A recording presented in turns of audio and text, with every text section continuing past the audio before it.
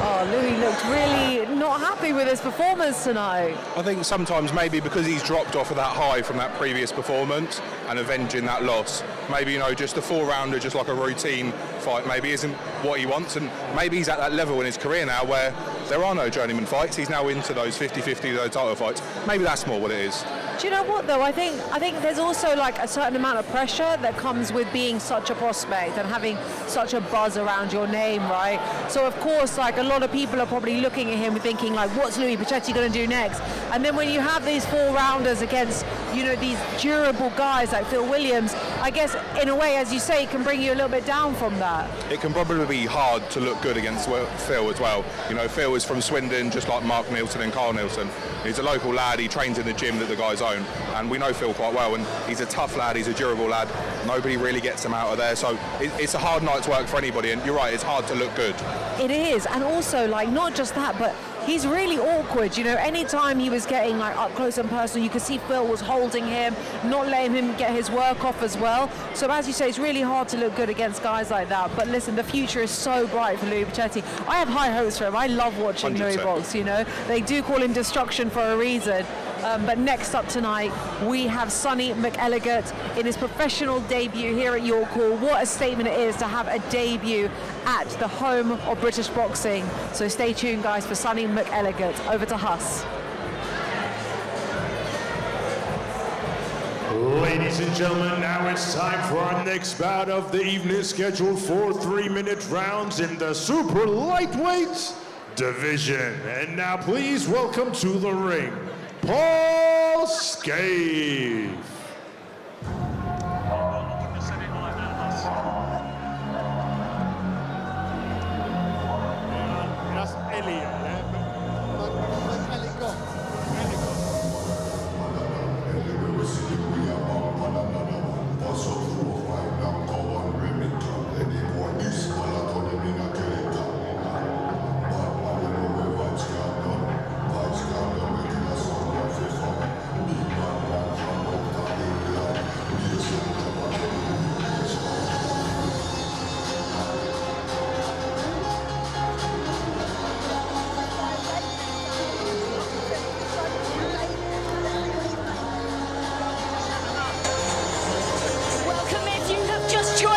talkSPORT Boxing, we are just about to get the action underway in the super lightweight division. His opponent to the ring, Sonny McElligot.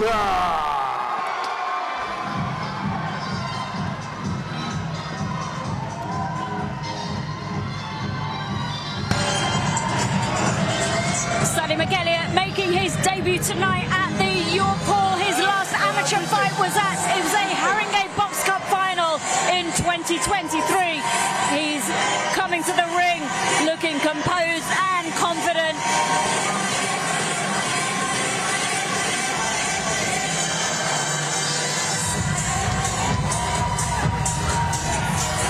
Lots of support in the York Hall tonight for Sonny McElligot as he enters the ring. And his opponent is Paul Scaife of Sheffield.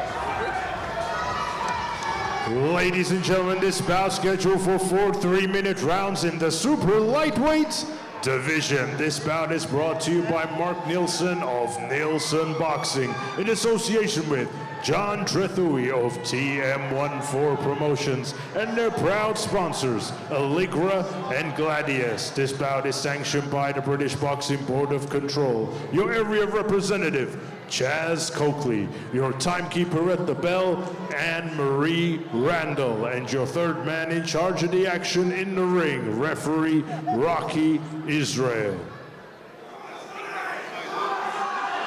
And now, ladies and gentlemen, introducing to you first, fighting out of the red corner. He is wearing the yellow and black. His official weight of 144.4 pounds. Hailing from Musborough, Sheffield, England, United Kingdom. Introducing Paul Scaife.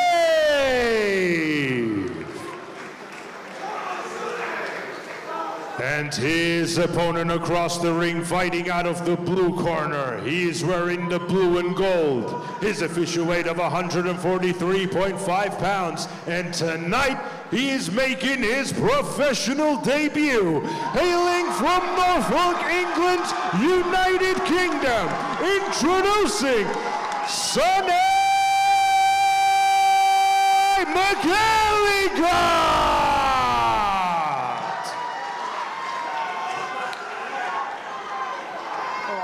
You already know the rules. Above all, protect yourself and obey my command at all times. Now touch gloves and good luck. Let's go.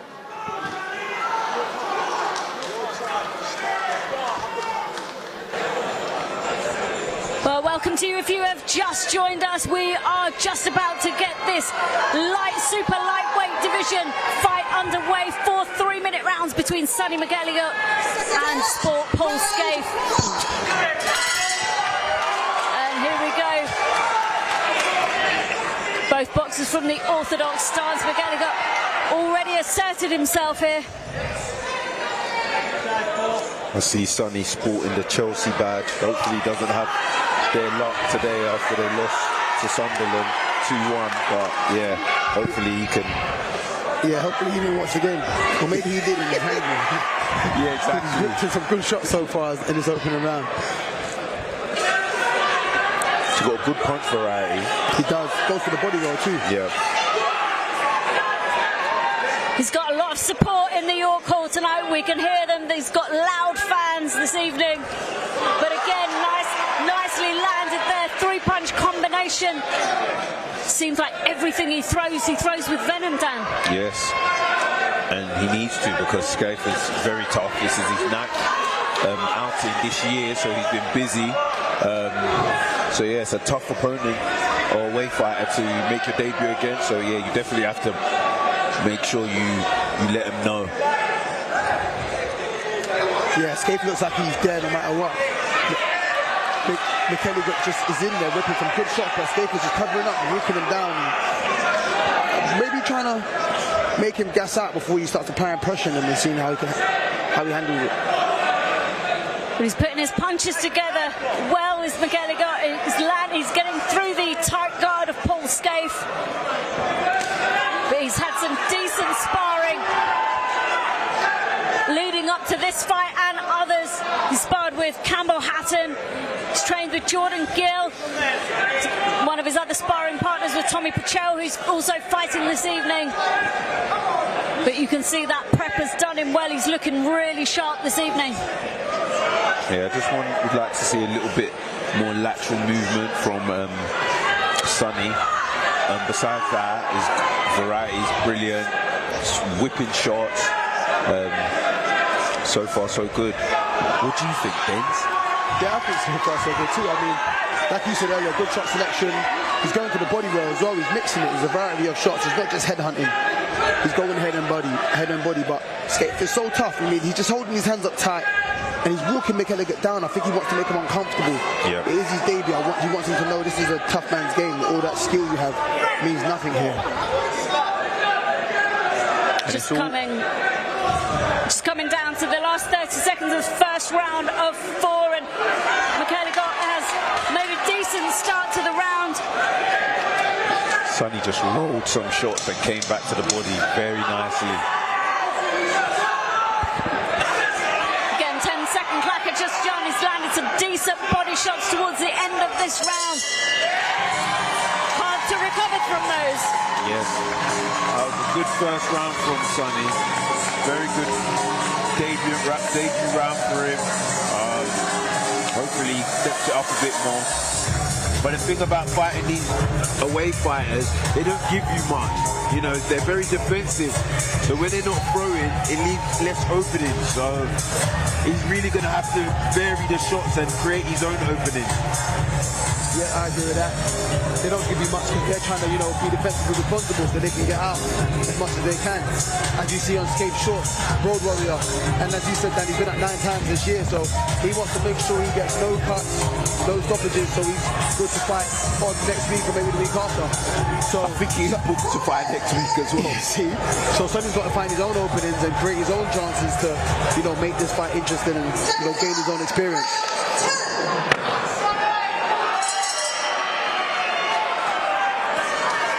I mean, obviously, Sonny McElligot's making his debut tonight at York Hall. How important is it to get the rounds in compared with getting a really explosive knockout on your debut to make that statement in pro boxing, Dan? Like I said, I always think it's best to just get him out there. You do enough rounds, you do enough practicing in the gym when it comes to fight night. And he's piling on the pressure now from centre ring as McElligot. Nice burst there. That's it, and that's it. And this is what differentiates you from all the other prospects. It gets your name out there. You know, at the end of the day, it's all entertainment. The more knockouts, the more explosive wins, you know, stylish fights you have, the more people are going to know. I think he hurt him there, caught him in the temple. Yeah, he's been aiming quite high this round, McElligot. You know, I think he's realised Scaife's guard is pretty tight, so he's been aiming round the gloves. He's been trying to throw shots around the glove, and I think he's been successful with that a few times. I mean, he's definitely had quite a clinical performance so far.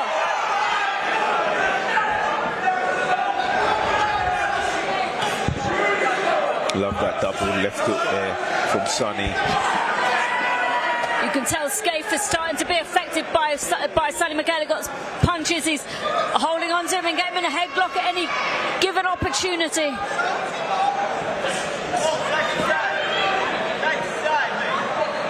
Yeah, and you can tell he's, even though Scaife is, yeah, I think he wobbled there. His legs went a bit there. He's holding on there. You can tell he's in survival mode right now as Scaife. McElligot just looking through the punches through the middle, but Scaife is tying him up just to survive this round. He's got just over a minute left to go in the second round. He's holding for dear life there. That's the second time he's hurt him there. But nice clean shots there from Sonny McElligot, but every time he gets close to Scaife, Scaife is holding on. Like you said, he can't afford to have to take 28 days if he was knocked out, but McElligot is... Scaife seems unsteady on his legs. He does, and McElligot is not backwards and coming forwards here. If I was Scaife, I'll just go away, you know, just have a little breather. Like, he's just still coming forward. I would have just went and had a little walk. But like you said, his legs have gone. It might be easier just for him to try and lean on McElligot at this point. Do you know what, Fairs? Yeah, he's letting the shots go, Sonny. I'm liking this. But he needs to survive this 10 seconds if he's got any chance of surviving the next 2 rounds. But be interesting to see what McElligot's corner will be saying to him. If he was in his corner right now, Denzel, what would you be saying to Sonny? I'll tell him to keep on that work, keep applying that pressure. He's clearly hurt him, which is why he's now opted to come and hold. Because at first he's trying to be tough and walk him down. Now he's opted to hold, so I tell him to take a half a step back and work when he's coming to fall in. Don't smother, don't allow him to hold. Take half a step back and work, you know, throw them, let the shots go. Don't stop the body and then finish up top. Be interesting to see what he does in this next round. He's obviously grown in confidence. Talk us through this part of the replay, Dan. Yeah, he's got, like I said, from the first round, the variety is very good. He goes up, down, round the sides, straight through the middle. And with a guard that Scaife's got, you know, there's only so much he can defend. You know what I'm saying? So, yeah, I don't know how he managed to get through that round, but here he goes into the third. Let's see if he can survive this round.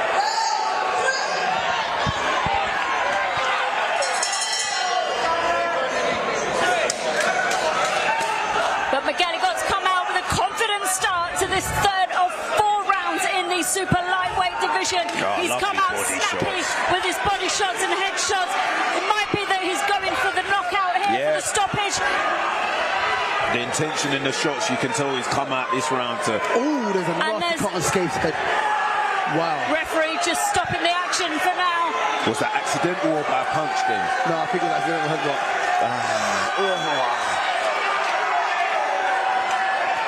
We're just getting the doctor to have a look at him. See McElligot's I'm not sure the doctor's meant to get in the ring, but fair enough. needs must, Denzel.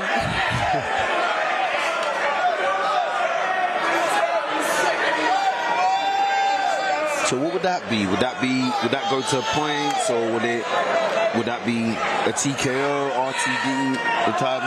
They're letting him carry on. I think it looked worse than what it was, but I don't think that bleeding's going to stop. And he's still got 2 minutes left of this round to go. But I bet you Sonny's going to come at him, guns blazing. Well, just in the corner there as we're waiting to get the action underway again. His corner were telling him to find the space and let his shots go, and that's exactly what he's doing right he's now. Unsteady He's there. got Scaife on the ropes. Scaife's looking like he's in all kinds of trouble here. Referee taking a good look at Scaife right now as Sonny McElligot piles on the pressure from centre ring. Scaife holding on for dear life here. Yeah, he's unsteady. He's got the cart. He's hurt to the body. But McElligot just staying intelligent behind his clean shots. He's found his range again with his jab, and that blood is not letting up at all.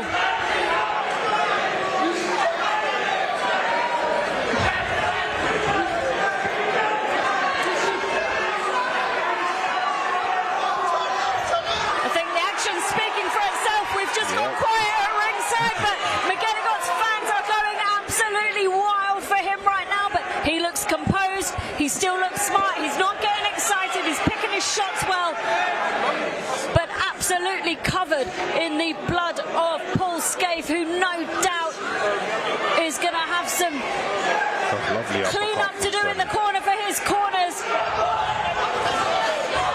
Yeah, it's that right hand round the side of Scaife's gloves that keeps on wobbling him. There we go again, But again, he's piling on intelligent pressure here. It'd be really easy for a fighter to get excited on their debut night at York Hall, but he is staying composed and sensible. Yeah, he really is. He really is. He's still working behind the jab, working the body. Oh, he's covered in claret. Nice shot up through the middle. Lovely step back with a four-piece combination. Lovely work. So let's got to take a look at this because he's only going one way. And that cut looks like he's bleeding really bad. But he's still coming forward behind that tight guard, and like you said, it might do him better just to walk away, Dan. Yeah. And that's the last 10 seconds. I wonder if McElligot's going to start piling on the pressure again to finish this round strong. Credit to Scaife though, he's still fighting back. He's still fighting back, Dins. He is. And I mean, he might as well now, because that fight next week's off. Yeah, that's done. Forget about that. That's over. Well, I think both corners have got a bit of a job on their hands cleaning up the blood of Scaife, but just take a look at the replay here, Dan.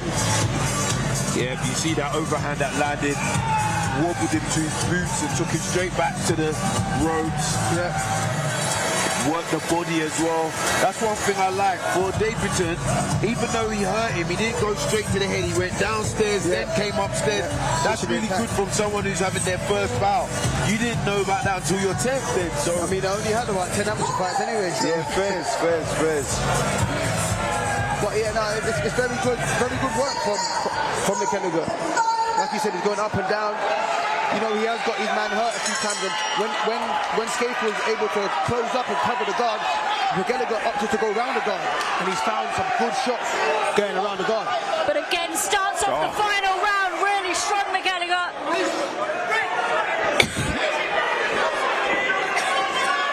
Paul is very, very tough. He's a tough man. He's a man's man, and he just keeps coming. He is a man's man. I don't think he's taking a step back. He just keeps coming. He gets hurt, puts his hands up, and Goes again. Yep. But again, nice 1-2 there from McElligot. He just works his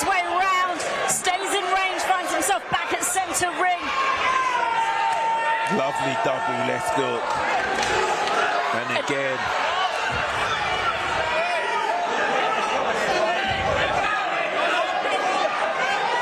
Starting to get a bit messy in there. We're not just talking about the blood right now either. Again, back on his jab is McElligot. I think credit to Paul Scaife. He's still coming forward from behind that tight guard. He is not going to make it easy for Sonny McElligot on his debut night, but you cannot help but admire the intelligence and composure of Sonny McElligot, where he's got so many fans in here this evening. It's his debut night, it's a special night, but he remains composed and intelligent in the pressure he's applying. I think it's incredible. And you're right, I agree with that. I mean, he had his man hurt, but this round, instead of him rushing out to try and get a stoppage, he's just been boxing on the back foot a little bit. He's been moving around, using his jab, and he's just thinking, I'm probably not getting a stoppage here, but I'm still going to work. Let me show a different look. And he's doing that quite impressively this round. I'm really impressed with the double left hook he's been working. He taps Scaife's guard and then drops down and hits him right into the stomach. Very good. And But again, he's finding success with that right hook all the time. We've just had a bit of a close-up view of Paul Scaife's cut here at ringside, and let me tell you, the fact that he's still coming forward from behind that guard is incredibly impressive.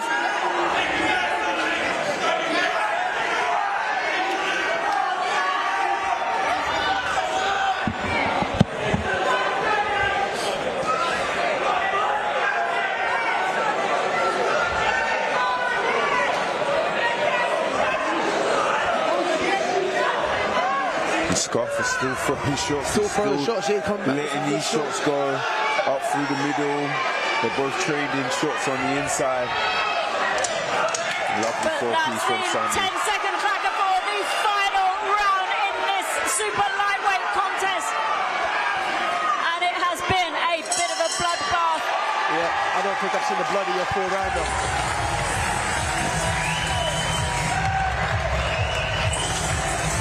Some great respect between the fighters and the opposing coaches, but McElligot's coach is looking absolutely delighted with him in the corner right now. Paul really earned his money, like. No, seriously, because Sonny boxed very well, and I would be pissed not to have got a stoppage in that fight, because I thought he boxed quite well, landed, hurt him a couple times, but Paul is just tough. Do you know what I mean? And he really made him work for his debut. A good fight. But even for a debutant, McElligot, I think this is probably the best situation for him. You know, you realise, even though you're fighting a journeyman or a weight fighter with a bad record, it doesn't mean it's going to be an easy fight. Of course. Some fighters don't come to that realisation until it's too late and they might hold a loss from a journeyman. So he's been in there, he's toughed it out, he nearly got him out there, hurt him multiple times, and found a way to change his rhythm as the rounds went on. Now he knows the game's not a joke, he's put his feet wet, he's in the pro game, and here we are, man. Yeah, no, I think he's made a real statement here as Sonny McElligot, especially showcasing his skills and his durability against an incredibly experienced, tough journeyman like Paul Scaife. We're just about to have the MC make the decision official, but I think we all know which way this is going to go. Referee just calling both boxers to centre ring right now, but McElligot's corner absolutely delighted with his performance this evening.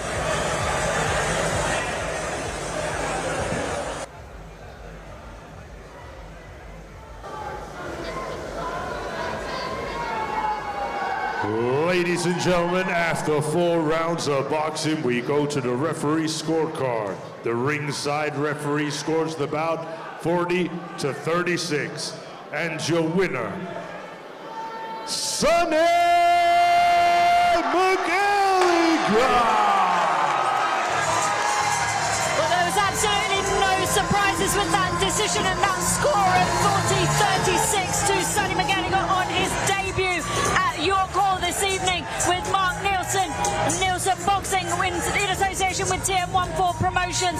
We've had a fantastic night so far, and no doubt Sonny McElligot's celebrations will continue through the night as his corner look absolutely delighted with his performance this evening.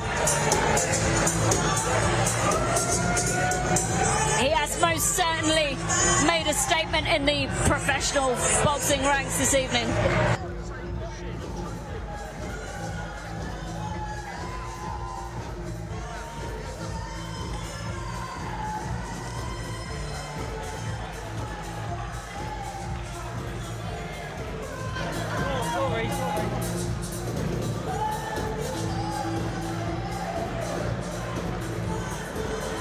Sonny McElligot, how are you feeling your professional debut? Welcome to the professional ranks. Tell me how it feels. I'm feeling over the moon, you know.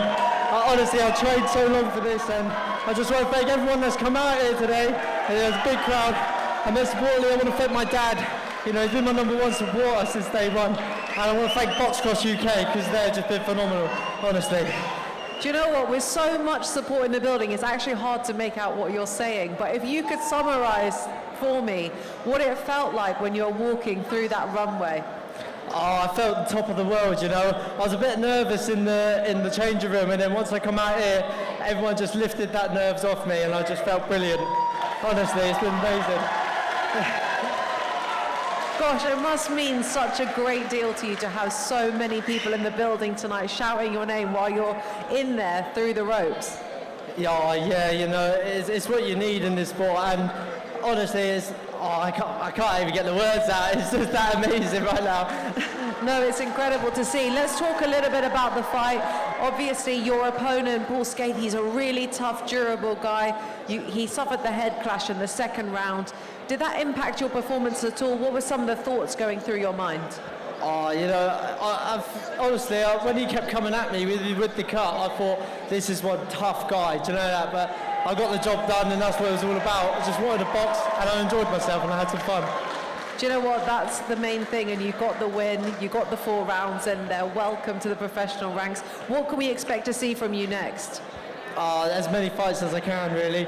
I want to get up there, and I want to be around the best, you know? That's the aim, definitely. Listen, the future is so bright for you. I was talking to Dan Aziz just before you jumped in. He was saying he was so impressed with you, especially as a debutant. So we're really looking forward to seeing what you do next. Just a quick word for everyone here tonight. Honestly, I just want to say thank you to everyone that's come, and there's going to be more to come, 100%. Thank you. Congratulations, champ. Looking forward to seeing you back in action. Nice one. Thank you very much. Cheers.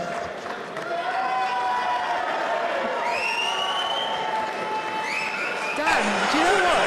Every single time I go to spud someone, Yeah. Oh, they always just leave you hanging. it's doing nothing for my reputation. Yeah. Maybe just give them a nod, Yeah, I the nod of think the it's head. a serious nod. Serious. Listen, let's talk a little bit about Sonny McElligot. You know, Yes. debutant. Talk me through what it felt like for you when you were walking out, about to step through the ropes for the first time.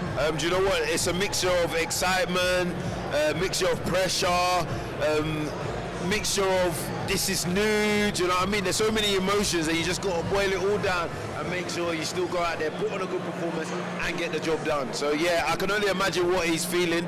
He had a huge crowd out here for him, and yeah, I saw he was proud in the Chelsea badge, so I was hoping, like, they lost today, so I was hoping it didn't affect his performance, and it didn't look like it did. Maybe spurred him on and made him more angry and put on a good performance. Well, listen, you were very impressed. I had a quick chat with you just before I spoke to Sonny. Yep.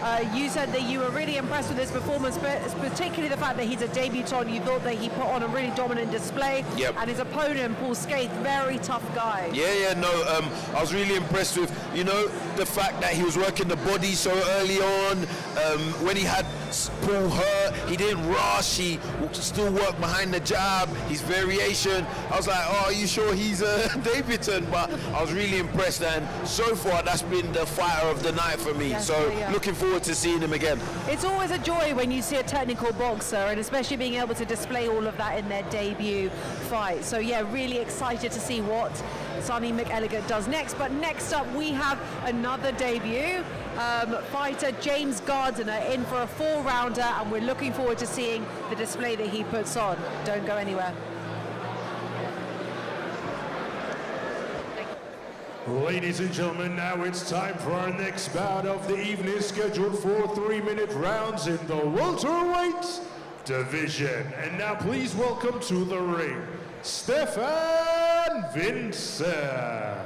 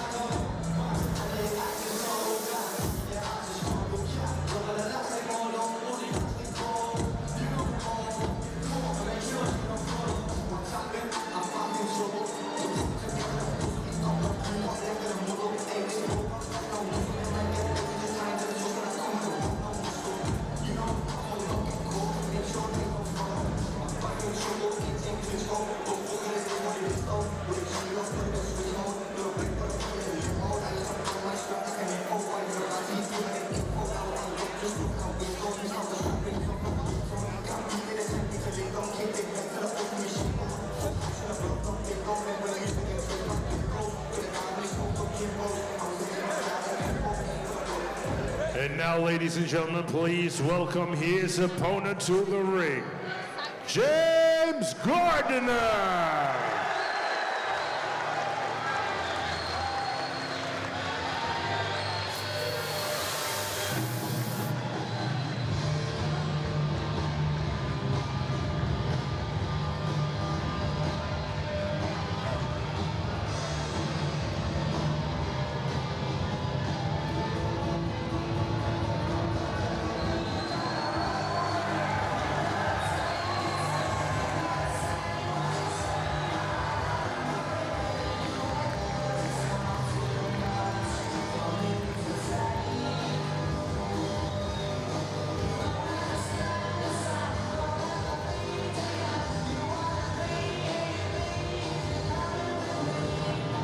Ladies and gentlemen, this bout scheduled for 4 3-minute rounds in the welterweight division. This bout is brought to you by Mark Neilson of Neilson Boxing in association with John Trethui of TM14 Promotions and their proud sponsors, Allegra and Gladius. This bout is sanctioned by the British Boxing Board of Control. Your area representative, Chaz Coakley, your timekeeper at the bell, and Marie Randall, and your third man in charge of the action in the ring, A-star referee, Kieran McCann. And now, ladies and gentlemen, introducing to you first, fighting out of the red corner. He is wearing the white trunks. His official weight of 147.1 pounds. Hailing from Christchurch, Dorset, England, United Kingdom. Introducing Stefan the Wasp Vincent.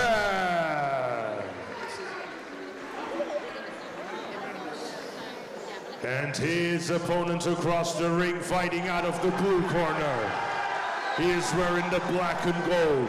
His official weight of 145.8 pounds. And tonight, he is making his professional debut. Hailing from Guildford, Surrey, England, United Kingdom. Introducing James Gardner.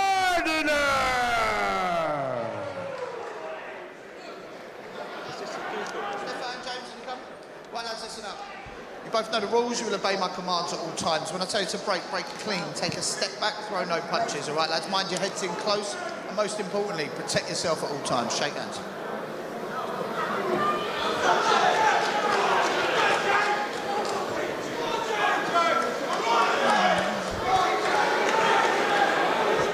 If you are just joining us, we are live on talkSPORT Boxing, Seconds Out and Boxing News with Neilson Promotions in association with TM1 Promotions here at the York Hall. We're about to just see James Gardner make his professional debut in the welterweight division. 4 rounds, 3 minutes. And he's made a decent start already. He's had a decent amateur career. 39 fights, he won 28 of them in the amateurs, and you can see that he's come out looking to win in style this evening, Dan. Yep, he took the center ring straight away and put his opponent right in the corner. So yeah, it just shows his intentions. He's coming behind the jab, stabbing to the body. Very good start. to the first round for Gardner. He's already, like you said, put Stefan Vincent under pressure. He's got him on the ropes. He's going nicely to the head and body. Nice combination of punches there from Gardner. Said he first put the gloves on when he was just 11 years old, but started taking boxing seriously age 16. Just landed a lovely overhand there. I like how aggressive Gardner is being, but I'd like him to, again, his head's a bit up, you know, his chin's up there a bit. It would be nice for him to get it, tuck it in a bit, and yeah, keep firing behind that jab. It looks like he's got lightning fast hands too.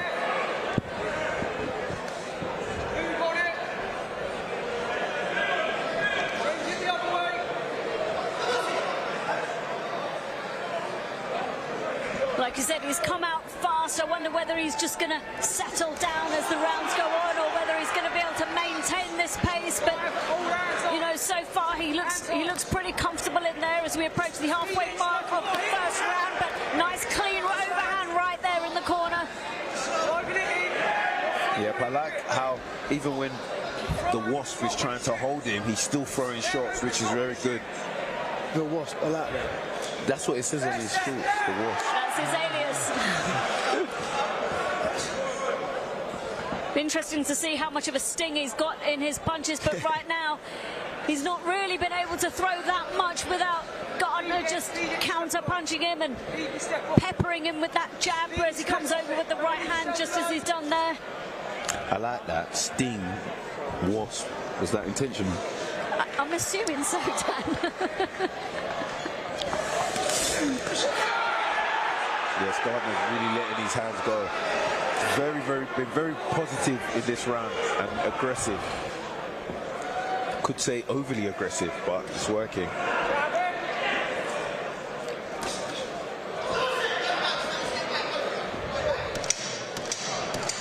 And the clacker for the final 10 seconds in the first round, and so far Gardner has made a strong start to his debut at York Hall. Nice touch of gloves there at the end of the first round, Denzel. What would you be saying to Gardner if he was in his corner right now? I mean, that was a very fast pace. He went in there 100 miles per hour, throwing loads of punches. I would have to settle down and find a good rhythm, because you know this is very different from the amateur game. The amateur game, you can do that because it's only 3 2-minute rounds, or sometimes 3 3-minute rounds. In this case, he needs to learn to slow down the pace, control the pace, and throw shots intentionally, not just throw shots anyhow. He's got to throw it intentionally with good accuracy and good precision. But so far, I think he did win that round. By just moving forward, full experience, he needs to learn how to slow down a little bit, and you know, yeah, throw his shots more precisely.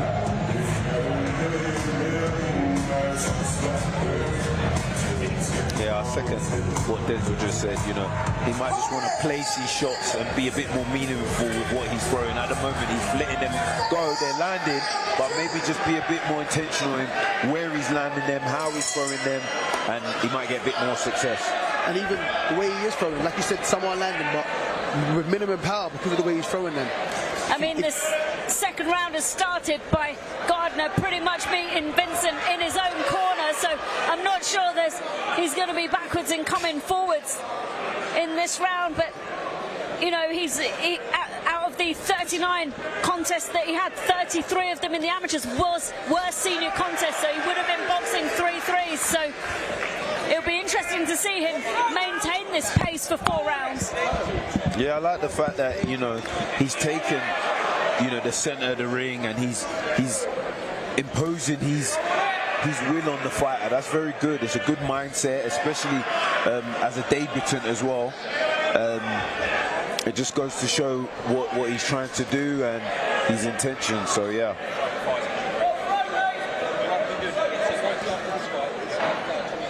Yeah, I mean, he slowed down here a little bit. If he just works off that jab, good right hand. He found that right hand because he was patient. He looked through it. He didn't rush it, and that was a good shot. Missed with that right hand though. Good body shot. Those body shots are going to start taking their toll on Vincent if he carries on taking them. But Gardner's had some decent sparring in the lead up to this debut. His main sparring partner for this was Harlem Eubank. That is great sparring. Really, really great sparring. You couldn't you know, put Eubank in any name, that's you know, top-notch work. So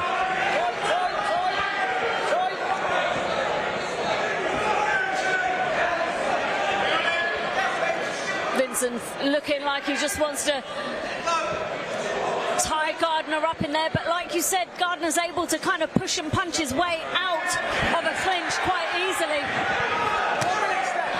That's a good body shot. Good body shot there from Gardner. Good. Oh, Vincent comes straight back. Looked a bit off balance there, Vincent, for a minute. Yeah, I thought so. I like the intention behind Gardner's shots. I can actually hear them. What's he waiting for? Go for him.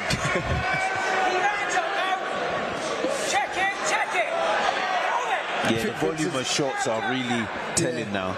I think Vincent is a bit overwhelmed by the work rate of Gardner. Exactly.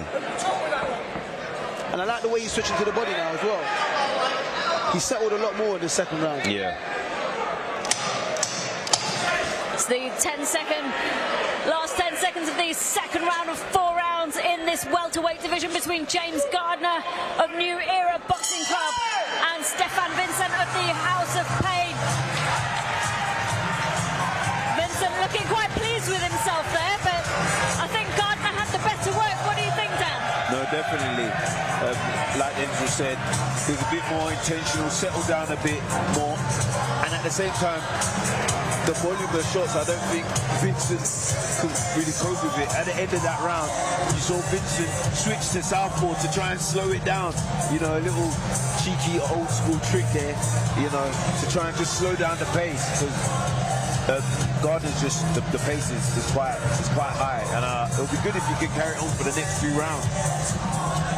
I mean, look at the replay here, Denzo. He just kind of clipped him with an overhand right. Seems to be quite successful with that. Yeah, most definitely. I mean, this round he settled down and he found better shots. I feel like he found better shots. He found some good right hands over the top. He went to the body a lot better also, and just maintained a good distance.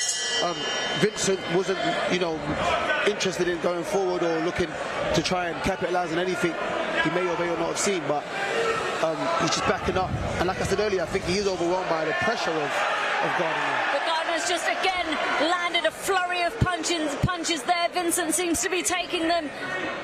I like the way Gardner just crept in at the beginning of that round, just crept in, then got him where he wanted and then just let off a barrage. I really like that. Yeah, bit of showboating there from Vincent, but Gardner again not kind of playing his game. He's keeping to his game plan. He's staying composed. He's staying behind the jab. And even when he's getting held, he still works. He don't fall into the hold and start holding back. He just lets his hand go, which I like. It shows he wants to work. And it shows a level of experience as well, I think, when a fighter's able to do that and without sort of ending up allowing their work to be smothered in a clinch. But if you look here, he's just brought his right hand over the top while Vincent was trying to hold on to him. Yeah, Gardner's really showing some lovely variation, going to the body, then coming back to the head. I'm really impressed with that. Just coming up to the halfway mark of round 3 of 4 rounds in this welterweight contest between James Gardner of New Era Boxing Club and Stefan Vincent. Again, you see when Gardner's getting held, he doesn't hold or put his arms in. He tries to step back, letting his hands go, and I really like that inside work from him. Just always trying to let his hands go. Look, even there, look how close they are together. He's not holding, he's just letting his hands go.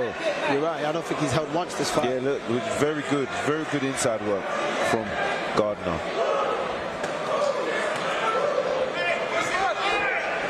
And especially from someone who's taller than his opponent. Vincent's just come alive there. He looked a little bit angry as he threw those 2 shots, but again, Gardner's composure, I think, in this fight has been really impressive.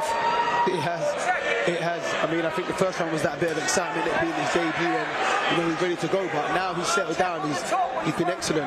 Like Dan said, in close. He's not looking to hold. He's still working head and body. That was a Good double left hook there, or right hook, I should say, from Gardner. I mean, if you look at Vincent's feet, there, you know, he's going square on, he's losing his balance, and that's the side of a fighter who, you know, Gardner's obviously breaking him down. He is, and like we spoke of the work rate and the pressure, you know,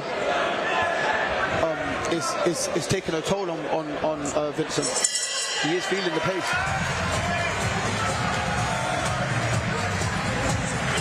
I mean, Vincent's walking back to his corner with a huge smile on his face.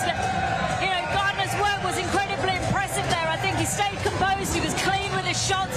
I think it's been a clinical performance so far, Dan. Yeah, he's got better as the rounds have gone on, which is very, very good. Very, very good. And like I said, on the inside, he continues to work. Right there, he, you know, leads into the shot and missed the right hand. But on the inside, for someone rather tall, you know, he's working good. He's letting his hands go. And him too, Gardner's quite unorthodox as well, the way he throws his shots sometimes. But no, very good round for Gardner.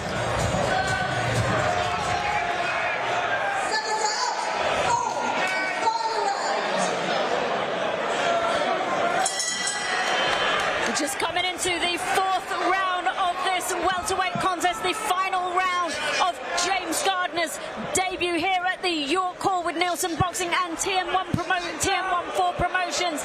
He's been working well so far. I think for us, he's won every round. And now he's looking to pile on the pressure here on Vincent. That was some brilliant body work from Gardner there. Threw about 3 right hands to the body. Come upstairs as well. Oh, lovely. Oh, another good back to the body and back over the top as well. He's throwing it nicely. That right hand to the body, he's really piecing up Vincent with that, and then he comes upstairs. So yeah. Vincent doesn't know where to block. Downstairs, upstairs. Very good work from Gardner. As the rounds have gone on, he's gotten better and better. And again, he's had some great experience in the amateurs, substantial experience in the amateurs. But, you know, the last amateur bout that he had a year ago, he actually broke his jaw and had to have 3 metal plates put into it. So, you know, he's a resilient guy, and I think he's mixed it with the toughest ones of them. You wouldn't think he got his jaw broken his last fight with the way how aggressive he is, you know, the way he's letting his hands go. He doesn't have a care in the world. He's just throwing shots non-stop. But again, it's one of those debuts where even if he doesn't get the stoppage, his showcase of skills is the thing that's made the impact in this contest for him. Yes, for sure. This is another debut performance that I've been impressed with. Oh, good little uppercut there from Gardner.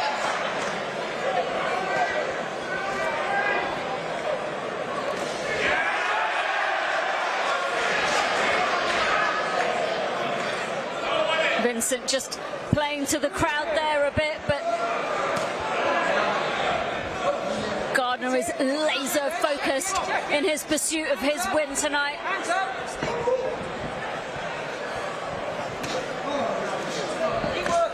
These are the type of fighters that down the line, they're really gonna, you know, you can tell they're gonna be good fighters, because from the start they're already invested in the body in 4-rounders.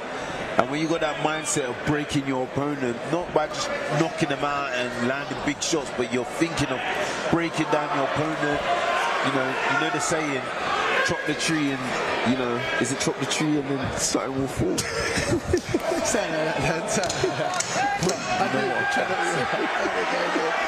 agree with you. And his work rate is amazing, to be honest. He's pounding the pressure from round 1. But round 1 was a bit scrappy. The rest of the rounds have been amazing. He chopped him down. Well, I think we could breeze past trying to find analogies of trees, but we're safe to say that Gardner has put on a cracking performance this evening on his professional debut against Stefan the Wasp Vincent of Dorset, the House of Pain Boxing Club in Dorset. But Gardner has absolutely put on a showcase this evening. I don't think he looks much different to when he first walked into the ring. He doesn't even look breathless. good performance, and I look forward to seeing Gardner out again.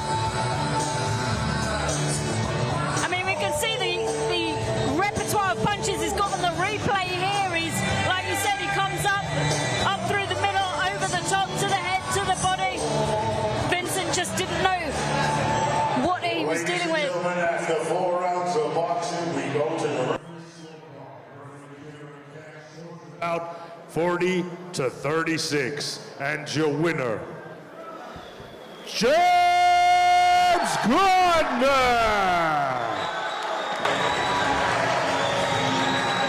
Well, Gardner wins that 40-36. No surprises there at all, and he's made a lot of fans incredibly happy this evening. They are on their feet at the York Hall in Bethnal Green, East London tonight, and they are absolutely delighted with Gardner's performance. I don't think we could fault it. No, not at all. And look, you can see his coach there, Adam, who's got a wealth of experience. You know, they're from the new era boxing gym. They got a lot of good fighters there. Adam Boost based down there, and it shows. You know, the work rate was great. The punches were good. The pressure, I was really impressed. I was really impressed with that fight. And like I said, I'd like to see him again. Made a fan out of me. Yeah, very good fight with the lead. I like the way, you know, he came from the scene and he's announced himself in my eyes. And like you said, he's got a good team around him. Sparring with Harlan Eubank in the gym with Adam Martin, who's got a lot of experience in the gym with some good fighters. Also trained the likes of Jermaine Brown. So he's a good, you know, he's a good company. Good company, no, for sure. I think his coach is just having a bit of a celebratory play fight with one of his fans there in the corner. But a decent performance for Gardner, no doubt. James Gardner, congratulations on that performance. What an emphatic win to welcome you into the professional ranks. Summarise to me how you're feeling. Yeah, I feel buzzing. I'm really thankful for everyone that bought a ticket tonight. We've done over 100 tickets, so I'm really grateful for all the support. And this is just the beginning, man. The opponent was quite a tough guy today. It was hard to find an opening, so I'm gutted I didn't get a stoppage, but we move on. We're 1-0 now. We look to move our way up in the welterweight division, and this is just the beginning. Thank you to everyone that come out tonight. I really appreciate all the support, and God bless you all. James, that was a really, really strong performance for your debut. I could see that you were targeting the body. You were really trying to take the air out of your opponent's tyres. What was some of the stuff that Adam Martin was telling you in the corner? Well, he just tells me to keep it long. He doesn't mind me getting inside and stuff, but he just wants me to keep it long and rangy. But that will come when we get opponents that open themselves up a little bit more. That's going to be shown in the future. Like I said, this is just the beginning. I'm 25 years of age. We're 1-0. I've got another 10 years in the game till I'm 35, hopefully. So we're 1-0, and then we look to move up in the welterweight division. You're boxing under the tutelage of Adam Martin out of the New Era gym. You've got such a strong stable there with the likes of Robert Caswell and JP O'Meara. What does it mean to you to have that stable around you? Yeah, it's amazing. And there's another trainer in there, Charlie B. He's got Harlan Eubank and Kieran Malloy. Harlan Eubank's ranked number 3 in England, so I've been sparring him throughout my camp. So I'm getting good rounds in, holding my own against number 3 in Great Britain. So I know where I can go to, I know where my limit is. We're looking Southern Area title in the next 2 years, then hopefully English, British, and then we're going from there. The future is so bright for you. You could tell from the amount of people that were here tonight supporting you that we're so excited to see you back in action. Congratulations on the win tonight. When are you hoping to get back in the ring? It'll have to be New Year. I'm going to get straight back in the gym Monday, but we'll look to get out again February time. Congratulations, champ. We look forward to seeing what you do next. Thank you. Cheers. Thank you very much. Thanks, everyone.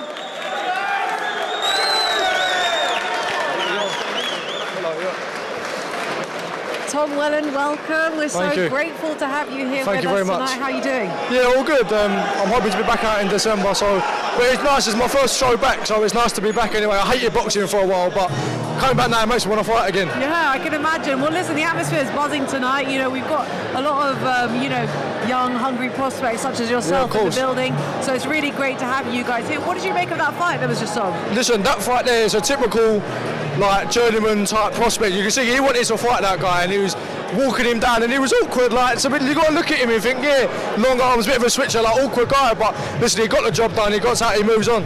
What is some of the advice you would give to someone who's in their debut fight? They've got this really awkward journeyman in front of them. How do you open them up? Honestly, I'd just say enjoy it, especially if it's your debut. Like there's a lot of debuts on here tonight. The debut you don't get back. Just get in there and enjoy it. Don't look into it too much. Soak it all up. You know, if you're on a bit later and it's a bit full, then even better. You know, you can get in there and you can do your bit, put on a bit of a show, but just soak it up. If you're 2 or 3 fights deep, then yeah, look into your opponent. But the journeymen are so tough. You know, don't get into a fight with them. Just box them, and if a stoppage comes, it comes. Yeah, absolutely. Well, listen. Next up, we have a fighter coming out called Tommy Petchell. He suffered his first defeat out in May, so this is very much a comeback fight for him. What do you think are some of the emotions that he might be experiencing tonight? Listen, it's a hard one coming off of a loss. I know myself, like losing my last one as well. It is hard. You go through a dark place, but this fight for him, the comeback fight, you just got to get in there and get the demons out of your head. You know, whether you win, lose or draw, you're still the same fighter you was 6 months ago. Absolutely. And you just got to understand that you're not going to go through your career without taking a loss. Absolutely. Even getting knocked down, anything like that. You've just got to get in, get the demons out of your head, realise you're still the same fighter and just push on. You know, you've got to get back in the gym and show the resilience to be like, yeah, I took a loss, but it's made me better for who I am, and get back in. And you just got to, the sooner you do it, the better. Do you know what? Beautiful words, and I think probably when Tommy watches us back, he'll be saying that actually means quite a lot to him. Absolutely, and for him, it's not even just it's life lessons. Yeah. You get knocked down in life, like, and you put where it is your life. It does feel like the end of the world. I felt like it was the end of the world for me. It's not. Do you know what I mean? And it's your young career. I don't know what his record is, but it's probably a young career. Yeah. It's his first loss. If you do it right, you've got another 10 years in the sport. You're going to take another loss at some point. You're not going to go your whole career without losing, getting knocked down, getting stopped, anything like that. Yeah. Just got to get in straight away, get them demons out of your head and crack on. Beautiful words. We love that. Thank you so much, No Tom. worries at all. Thank you. We really appreciate it. Unfortunately, we did have some bad news just before we jumped on here tonight. You know, Maisie Rose Courtney's opponent, she didn't pass her medical, so unfortunately that bout is now off the card. So she won't be fighting tonight. However, she has graciously accepted to jump on comms tonight for Shona Whitwell's fight. So we will be hearing a little bit from her. But yes, guys, stay tuned. We've got Tommy Petchell coming up next. Don't go anywhere.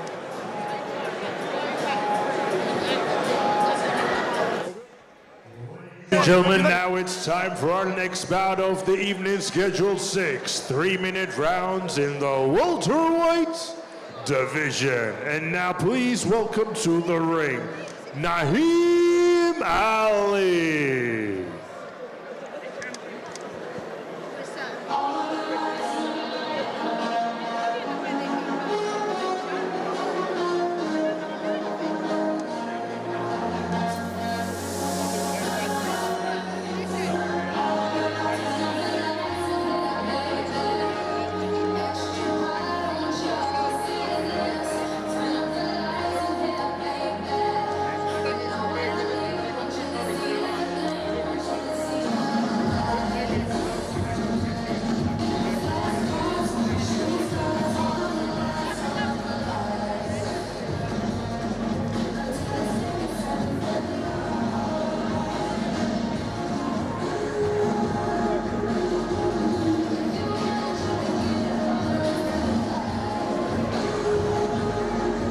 And now, ladies and gentlemen, please welcome his opponent to the ring, Tommy Petchell.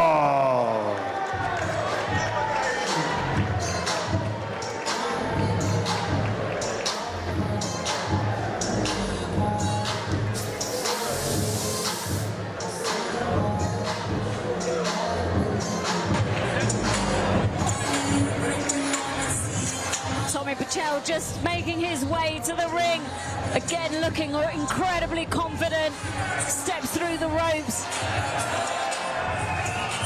to a roar of support here at the York Hall this evening as we're about to get this welterweight contest underway.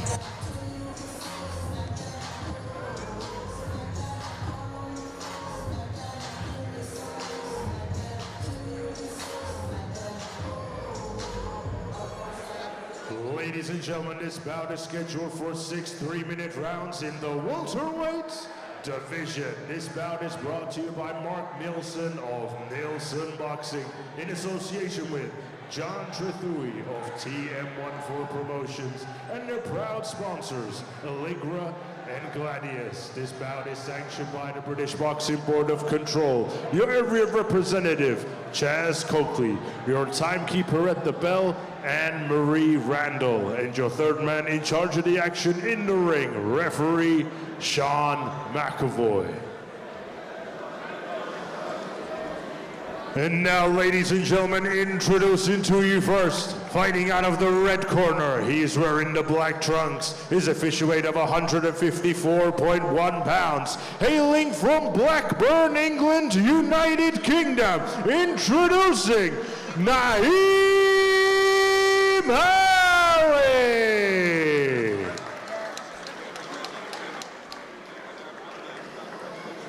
And his opponent across the ring, fighting out of the blue corner. He is wearing the white with blue trim. His official weight of 146.8 pounds. Hailing from Cambridgeshire, England, United Kingdom. Introducing Tommy the God Petchell! Okay, lads, 6-round contest. Keep it clean at all time. Keep yourself protected at all time. Touch gloves. Here we go.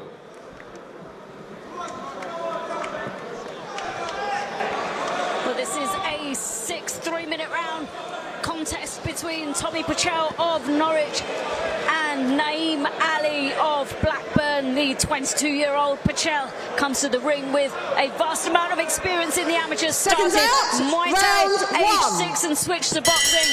So it will be interesting to see him use the skills that he's built up through his career so far.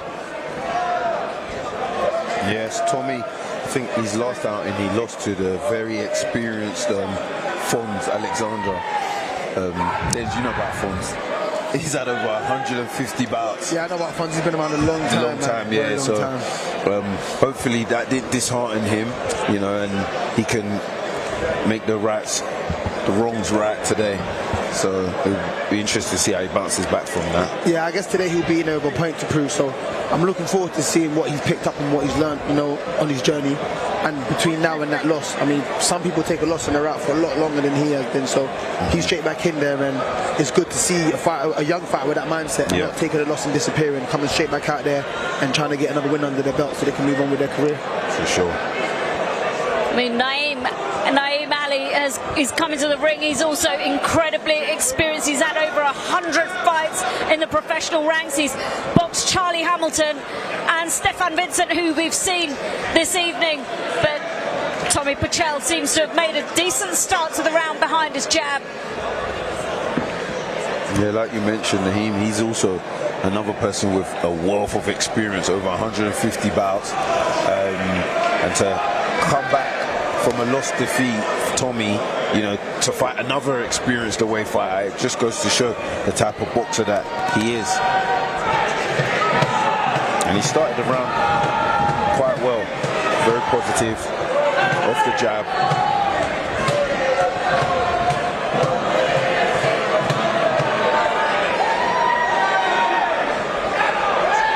He's brought a lot of supporters here this evening, Tommy Petchell. They're all singing his name at the York Hall tonight. But a decent right hand over the top of the lead glove of Neilson Ali. Seems to be complaining about something, but not quite sure.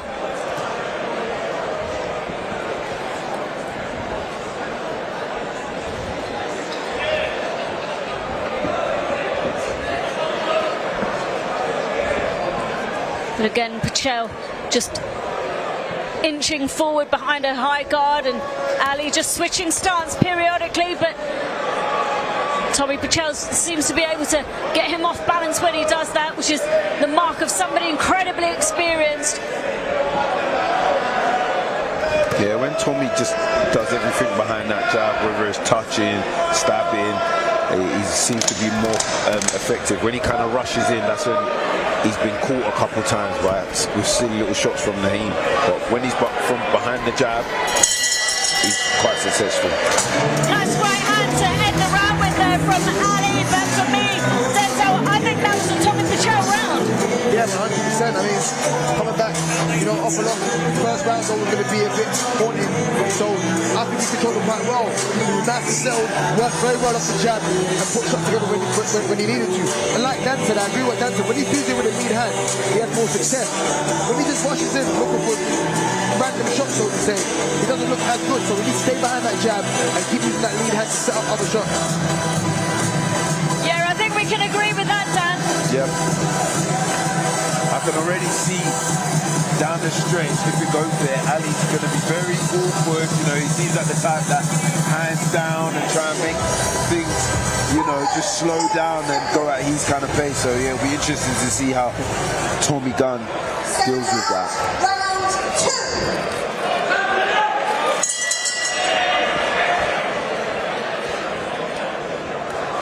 Tommy the Gun Petchell from Norwich, taking on the tough, durable, awkward, as Dan just said, Naeem Ali in the second round of this 6-round welterweight contest here at the York Hall with Neilson Boxing in association with TM14 Promotions. We are live on talkSPORT Boxing News, and seconds out.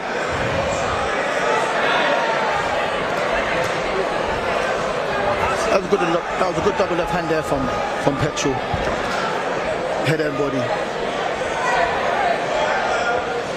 At the moment, Naeem's is kind of making it easy for Tommy because he's, you know, either just going on the back foot or just coming forward with his hands up, and Tommy's just able to just again lead with his jab hand and then go to the body or come upstairs and yeah, like he did just there.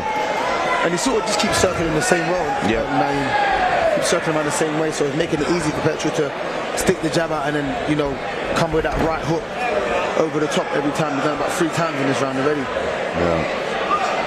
I mean, Tommy Petchell said in the lead up to this fight that he is in the best condition he's ever been in, and so far, I don't think he's wrong. Yeah, he looks it. He looks like he's in good shape. His feet are bouncing in and out on his feet. You know, doesn't look like he's throwing a lot of shots, but doesn't look like he has. So I guess it's testimony to the work that he's been putting in the gym. And Denzel, what are you making of Naeem Ali's body language right now? I mean, he seems to be quite negative, or is that just because of the pressure that Tommy Petchell's putting on him? I still think that Tommy Petchell could go up a few gears, and you know, right now he's just kind of taking things at his own pace.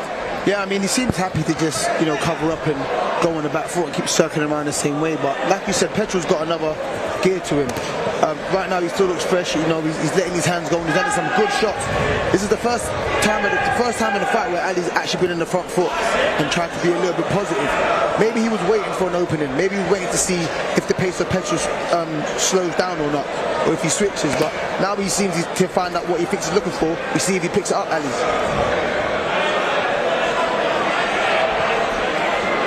Nice head movement there from Tommy Petchell, sits down at the knees, making it difficult for Ali to land anything really, but Ali's, like you said, Denzel, Ali's quite happy to sort of tuck up and sit on the ropes for a bit, but... And this is the thing about away fighters as well, especially when they've got another fight booked in, the fight that they're currently in, they really just want to survive and make sure they make it to the next fight. So sometimes it can, have an effect on how they fight. And I think that's down to Petchell to make him not be able to do that. With Ali, I feel like he feels comfortable making what he's doing, and that's from his experience. He can old man you. When I say old man you, I think he's just, you know, kidding you, making you feel like he's not doing much, but really he's trying to buy time and get a breather and slow down your work.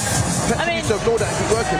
Have a look at the replay here, Dan. I mean, look at the repertoire of Tommy Petchell's punches and his movement. You know, when he's off that jab, again, he works the body, you know, hooks, he just got cool with us. silly jab there, but you know, when he's behind the jab, look, there we go, body, flurries. But when he just rushes in or just walks in without no head movement, that's when he gets caught. But when he's behind that jab, he looks really good, looks like a class boxer, doesn't get caught, and he's landing his shots. A confident, composed start from Tommy Petchell in this welterweight division contest here at the York Hall. He's up against Blackburn's Naeem Ali, who comes to the ring with a vast amount of experience. Do you know what I like to see Tommy do, Benz? You know, just stab downstairs, because Naeem has his hands up quite high. Yeah. Do you know what I mean? Just give him that, you know, that stab to the body that you do, or that Floyd does. Yeah. More like Floyd, more like Floyd. Yeah, just that one, boom, and then bring the hands down and come back upstairs, or is that too much? No, he could do that. Sit that and then come back straight up with a right hand, because it'll bring his hands down. I think that's a good shot. Well spotted, Dan.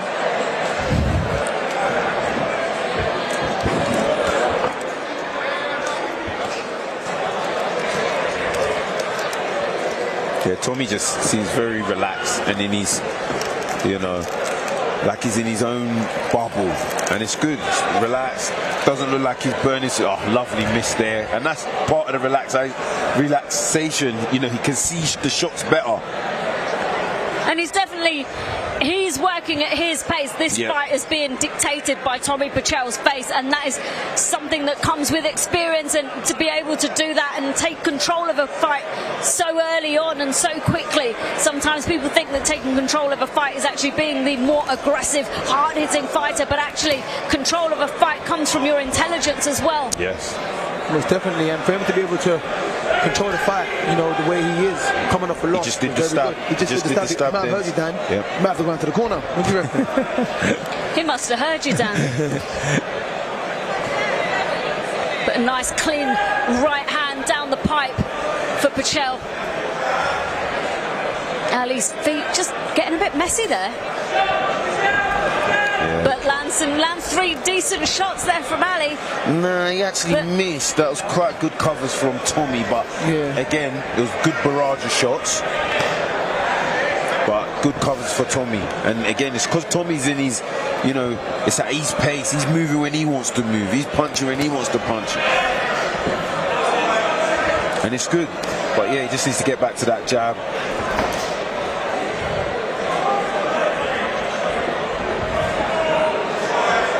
Coming up to the... And that's part of the old man in, you know, just trying to slow down the pace a bit, get himself a breather. Good. Just coming down to the last 20 seconds of the third round in this 6-round contest in the welterweight division between Tommy Petchell and Naeem Ali. That was really good from Tommy there. Naeem tried to like showboat, have his hands down, you know, but Tommy didn't fall for it, just gave him a lovely jab to his face, and that was good.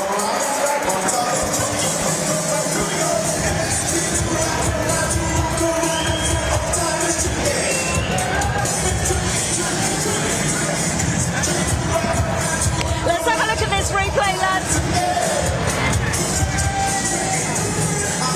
Oh, that was a good movement from Tommy.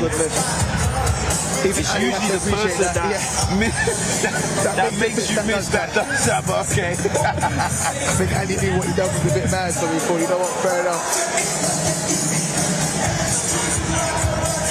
You see the misses, you see the good tune playing that you're good on your yeah, good, you know. There's always good songs down at the York Hall, you know. After the show, you go have a nice night out, you know. No? Where you going? Where the party at? I'm going out.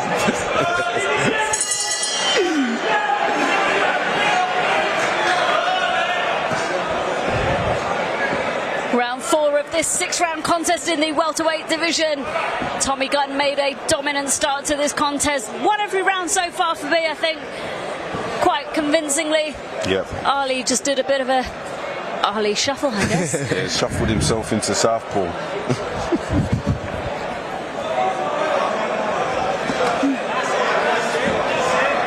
Ali just picked up the pace there a bit, threw a little flurry, but Petchell comes straight back. and has made him know that you can't do that. I'm in control here. I like to see that from fighters. And it was lovely movement from Tommy as well. Good lateral movement, ducking under the shorts and coming back again. But again, Petchell just peppers Ali with the jab and then just lets his right hand go. And we can hear those stinging right hands here at ringside. But that's good movement from Tommy. Good lateral movement again. Good footwork. And he comes back. Lovely left hook to the body. Shots to the body. See, Ali's definitely I don't know what Petchell's waiting for. Ali says low blow. Referee lets the action and continue. He's still looking at the ref.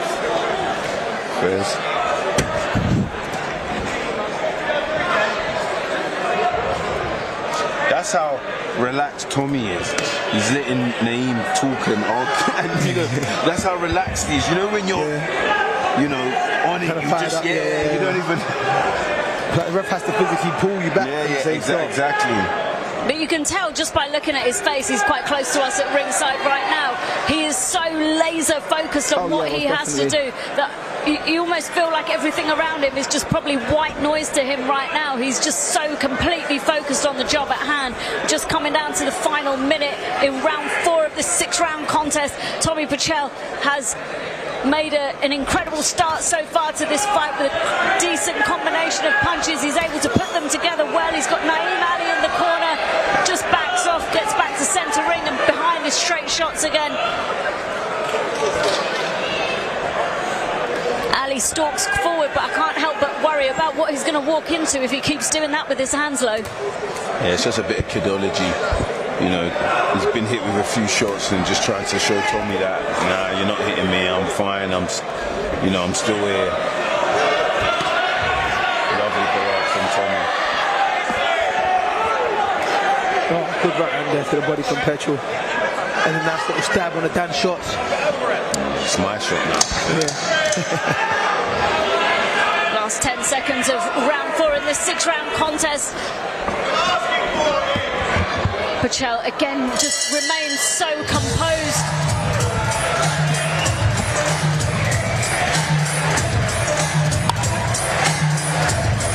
Yeah, you can tell Tommy's getting to him a bit. Okay, guys. Yeah. Tommy's definitely Still on time it. to shine, Dan. Yeah. Johnson got that. As you can see on the replay, some lovely movement from Tommy.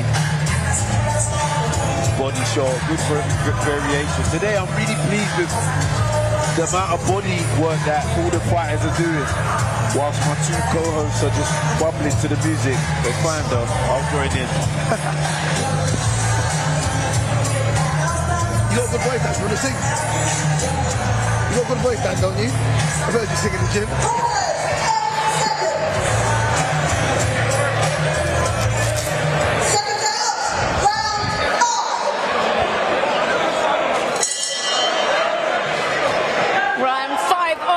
In this welterweight contest between Tommy Petchell and Naeem Ali of Blackburn.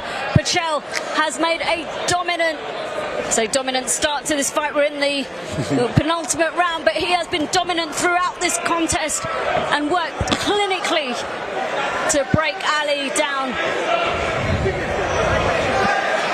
It looks like Naeem's talking to Tommy. But whilst he's talking, Tommy's letting them go. And that's exactly what he needs to do. He should have done that last round. Like you said, a bit of kidology. Ali's been trying to do that throughout the fight. I think Tommy's realised, he just thinks, I'm going to hit you now when you do it. Yeah, and that's what he should do. Good movement from Tommy. The last few rounds, Tommy's head movement's been very good. Even when he's not punching, that lateral movement is very good. Working to the body and keeping that distance between him and Naeem.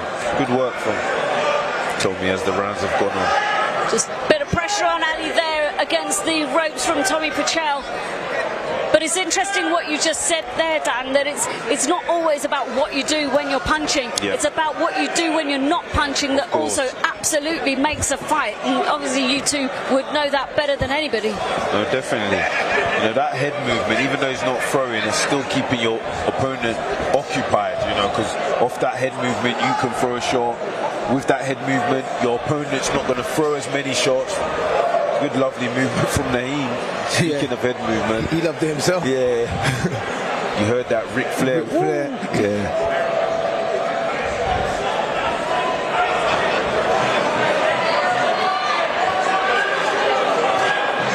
Petchell again just adding a bit of pressure. Referee encouraging Naeem that he's going to have to work here. He can't just tuck up and take the shots of Petchell. Throws a nice right hand over the top but swings round and doesn't really land on Petchell. Oh, did that land? It sounded heavy, but it might have skimmed the glove. I don't know, but either way, it was a good shot. Yeah. You get the feeling now Ali's just looking for a big shot to end the fight, but we're approaching the final 30 to 40 seconds in the 5th round of this 6-round contest, so if he's going to do that, he's going to have to find it. And he switched southpaw again, just trying to slow down the pace as Tommy was piling on the pressure there. That left hand from the southpaw stance landed on Tommy Petchell, but not with the conviction he probably needed. Last 10 seconds of round 5. And Petchell just stalks forward from behind his straight shots. Ali finishes the round with a jab.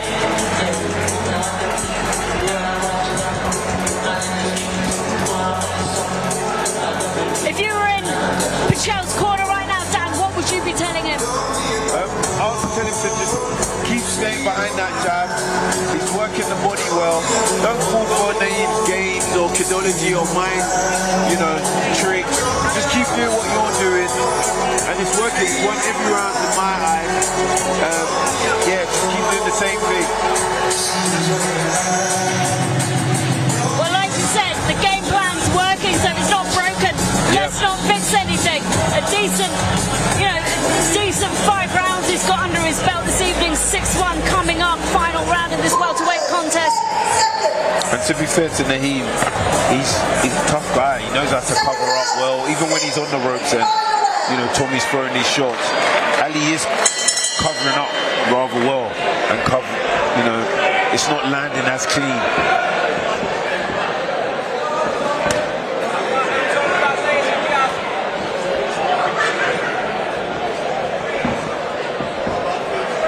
Got a bit of a spring in his step, Tommy Petchell this round.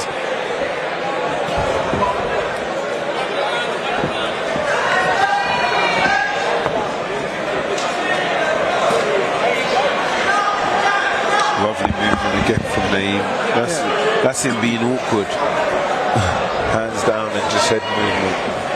But Tommy the Gun Petchell has come out firing in this final round of 6 rounds in this welterweight contest. He's just rendered Naeem Ali slightly off balance there. Punching nicely through the guard of Ali Petchell. And there he is again, nice 1-2 through the guard. And then you rolled under the right hook. It's good work there from Petchell.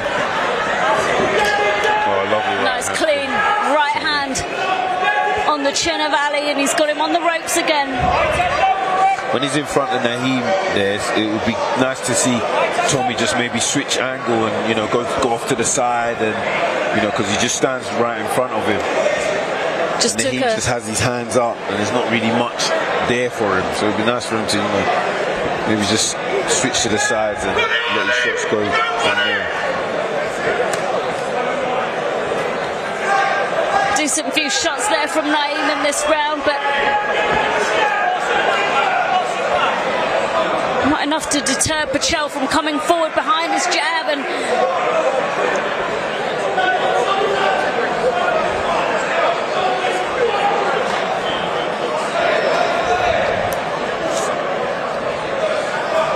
good defense from Tommy there. Lovely reverse there from Petchell. Snap the head back of Naeem Ali in the final minute of this final round in the welterweight division. Tommy Petchell has put on a convincing performance and again lands nicely with that right hand. See, it's in those moments when he's landed a good shot, he allows Naeem to do his little kidology. Gotta go again. Go straight again. Don't give him that time or that chance. Lovely jumping right hook from Naeem. Well, we heard that right hand from Tommy Petchell at ringside. He's definitely putting some sting behind those shots. Yeah, he would do this last 15 seconds or 10 seconds. Of course he would. But Tommy the Gun has come out firing in this last round, and he's looking to end the round strong, and he does. Nice touch of gloves there between the two fighters, as Tommy Petchell just thanks Naeem Ali for being out here and allowing him to fight at this incredible venue tonight with so many fans.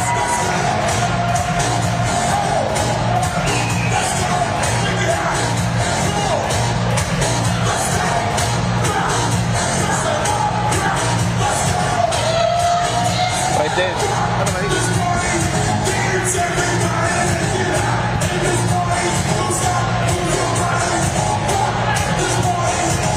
I think I'm going to be carrying the commentary until the MC makes the decision official, because my two co-commentators are dancing to the music. We'll leave them to it. No, I'm not dancing. I'm focused on, you know, the replay.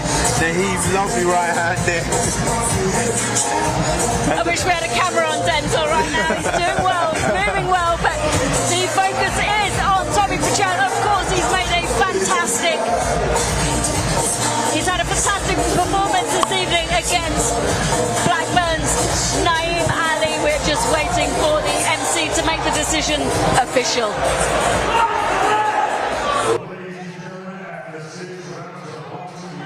Referee scorecard. Referee Sean McAvoy scores the bout 60-54. And your winner, Tommy Petchell.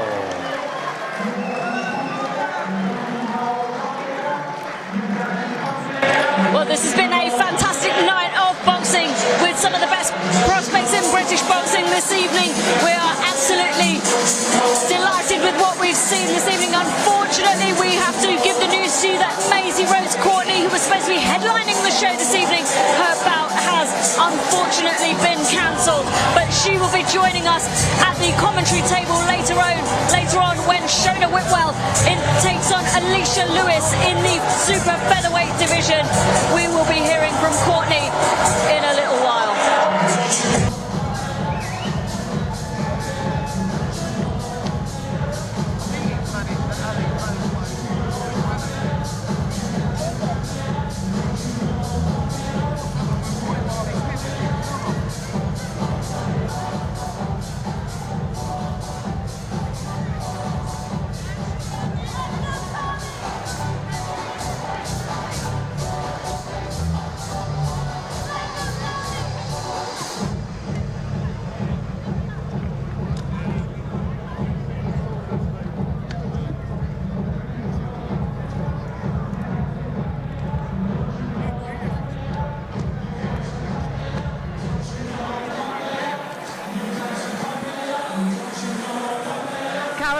Dubois, WBC world champion. We're so happy to have you join us here tonight. How are you finding the show?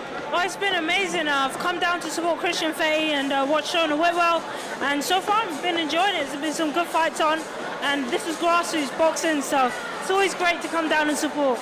Do you know what? It's always lovely to hear that from, like, you know, pro boxers who've been at those big arenas on those big stages, saying that they have that, like, feeling when they come to York Hall and, like, they enjoy that grassroots boxing experience. Exactly, you have to. You know, we all come through here. You know, this York Hall Stadium is, even though it's, you know, a smaller show, everybody's been through here. You know, my brother's boxed through here, Muhammad Ali boxed here, so, you know, you can't disrespect this level and this stage, and this is so many where kids are coming through and making their name, growing their fan base.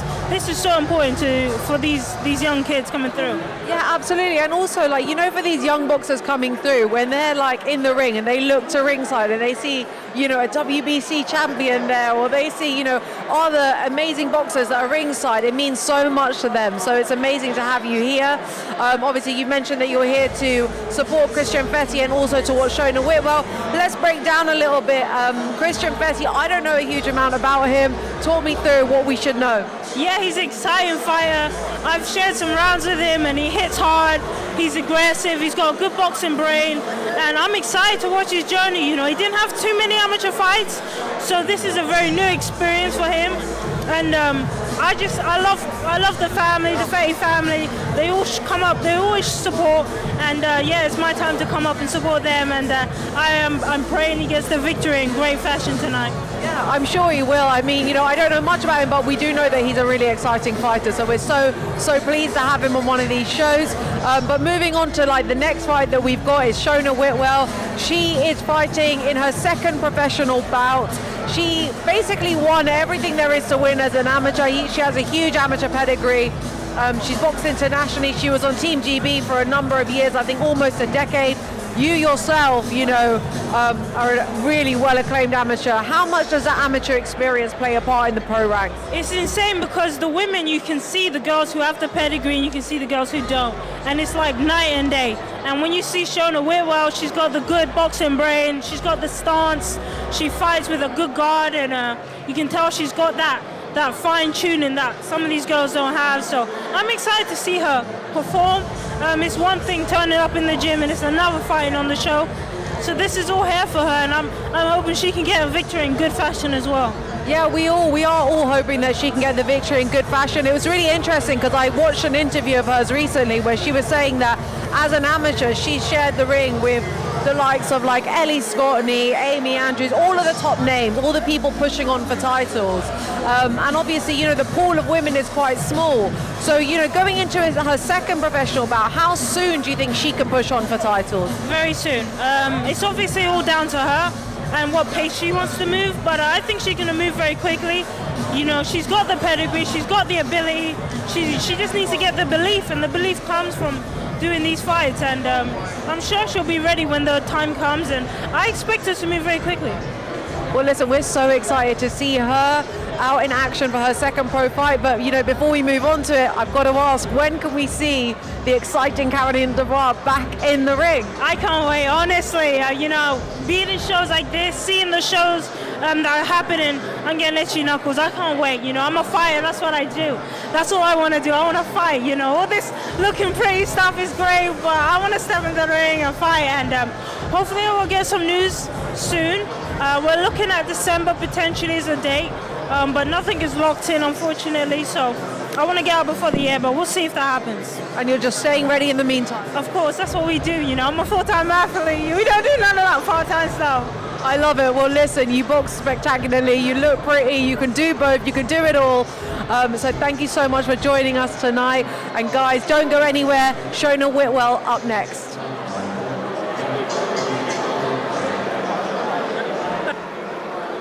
And now, ladies and gentlemen, time for our next bout of the evening, scheduled for 2-minute rounds in the women's super featherweight division. And now, please welcome to the ring, Alicia Lewis.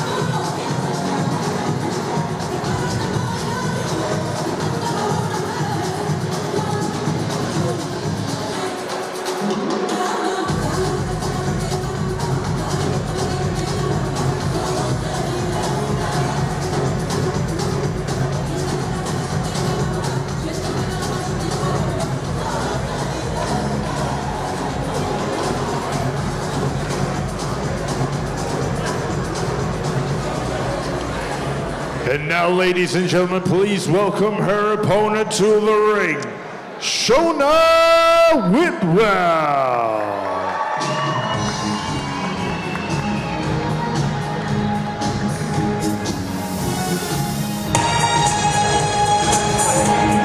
Shona Whitwell makes her way to the ring looking confident and composed, just shadow boxing as she approaches to fight her opponent, Alicia Lewis from Grimsby.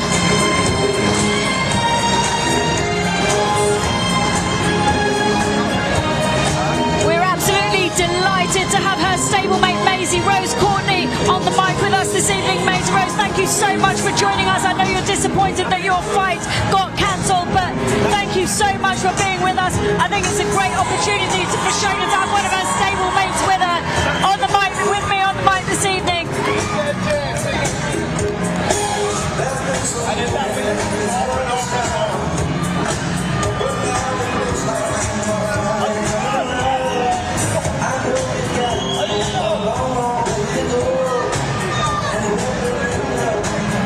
Ladies and gentlemen, this bout scheduled for 4 2-minute rounds in the super featherweight division. This bout is brought to you by Mark Neilson of Neilson Boxing in association with John Trethui of TM14 Promotions and their proud sponsors, Allegra and Gladius. This bout is sanctioned by the British Boxing Board of Control. Your area representative, Chaz Coakley, your timekeeper at the bell, and Marie Randall, and your third man in charge of the action in the ring, referee Rocky Israel. And now, ladies and gentlemen, introducing to you first, fighting out of the red corner. She's wearing the black and yellow. Her official weight of 129.3 pounds. Hailing from Grimsby, England, United Kingdom. Introducing Alicia Lewis.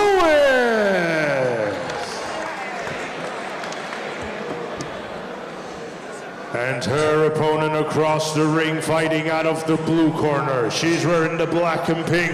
Her official weight of 130.3 pounds. Hailing from Cambridgeshire, England, United Kingdom. Introducing Shona Whitwell.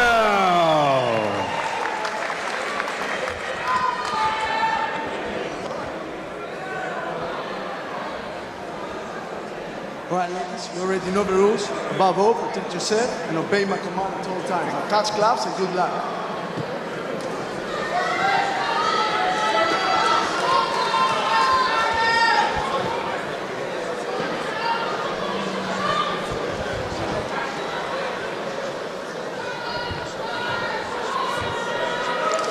Seconds out, round one.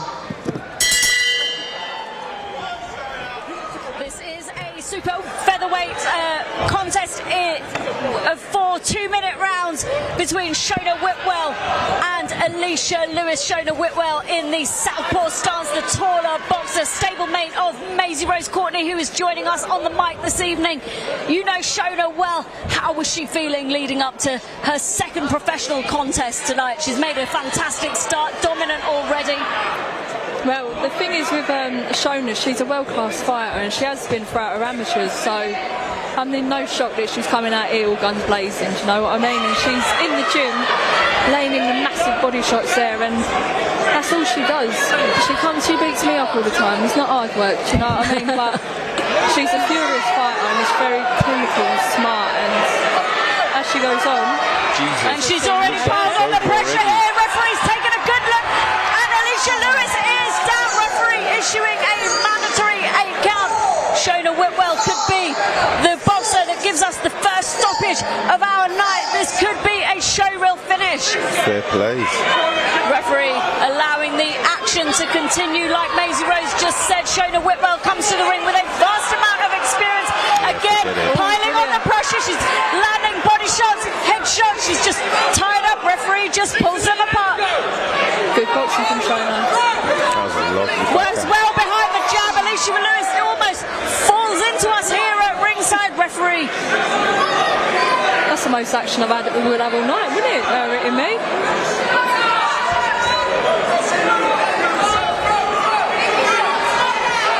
But again, Whitwell's come out ferocious. She's... That's a brilliant work. Last 10 seconds, she's finishing just as strongly as what she started. This is a 4 2-minute round contest, and referee steps in right at the end of the first round. Shona Whitwell gets a first round stoppage in her second professional contest. She comes out all guns blazing, and she has finished the job in just 2 minutes. Maisie Rose, what did you make of that? Well, it was nothing I wasn't wasn't expecting. You know, the thing is with Shona, she puts herself so high, and it's like she always wants to do better than what she does. And from her debut, she was very excited, very, let's say, over-eager. But that was punch perfect. You can't get any better than that. So what she's learned from her debut to now, it's mental. You know well, we're getting really excited here at Ringside. The crowd's going wild for Shona Whitwell, and Maisie Rose Courtney just tells us this is exactly what she expected. She didn't expect any different. She knew Shona Whitwell was going to come out all guns blazing. She did. She finished the job in the first round. This was a 2-minute round contest, but finished it in the first. The round goes quick, but she was quicker. What did you make of that, Dan? I was really impressed with how aggressive she came out. You could tell what was on her mind, the mentality of, look, I'm taking you out. She didn't try, you know, come boxing, tippy-tap. It was straight aggression, intention, and I really like that. Ladies and gentlemen, the official time, 1 minute and 59 seconds of round 1. The winner by TKO, Shona Whitwell. Well, that was a sensational performance from Shona Whitwell. She showed her class, she showed her power, she showed her fighting spirit in there, and finished the job in just 1 round. That was so quick, I didn't even get to speak on her accolades, the stuff she's done. It was so fast, you know, we didn't even get to that, but I don't need to speak about it. The action, it spoke for itself. So, you know, I'm looking forward to seeing her out again, and I think she's going to climb the rank very, very fast. You know, there's not a big pool of female boxers, so I can't see why her next fight maybe can't. What was that, a 6-rounder? 4, yeah, go on straight into a 6th round, and then who knows from there, but that was brilliant. 2 minutes, and you know, at the end of the day, she's boxed the likes of Sandy Ryan, Amy Andrew, Kelly Harrington, who's an Olympic gold medalist. She's boxed the best of the best in the country, in the world, so, you know, no doubt as she progresses through the professional ranks, she will progress quickly.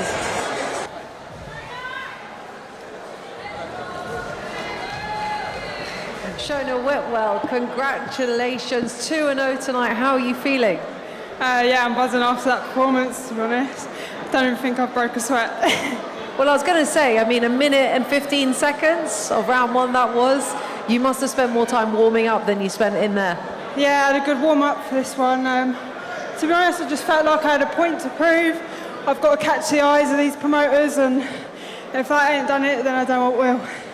Talk to me a little bit about this point that you feel that you need to prove. Is that so you can kind of get on those big platforms, get on those big promotions? You know, I've had a good pedigree as an amateur. I've been on Team GB, been to Olympic qualifiers. Starting off as a pro, I feel like I'm back to square one again, so having to make a name for myself, build myself up. But yeah, I'm just trying to catch the eyes of these promoters because, you know. Let's talk a little bit about your amateur pedigree. You essentially won everything there was to win as an amateur. You spent 8 years in Team GB.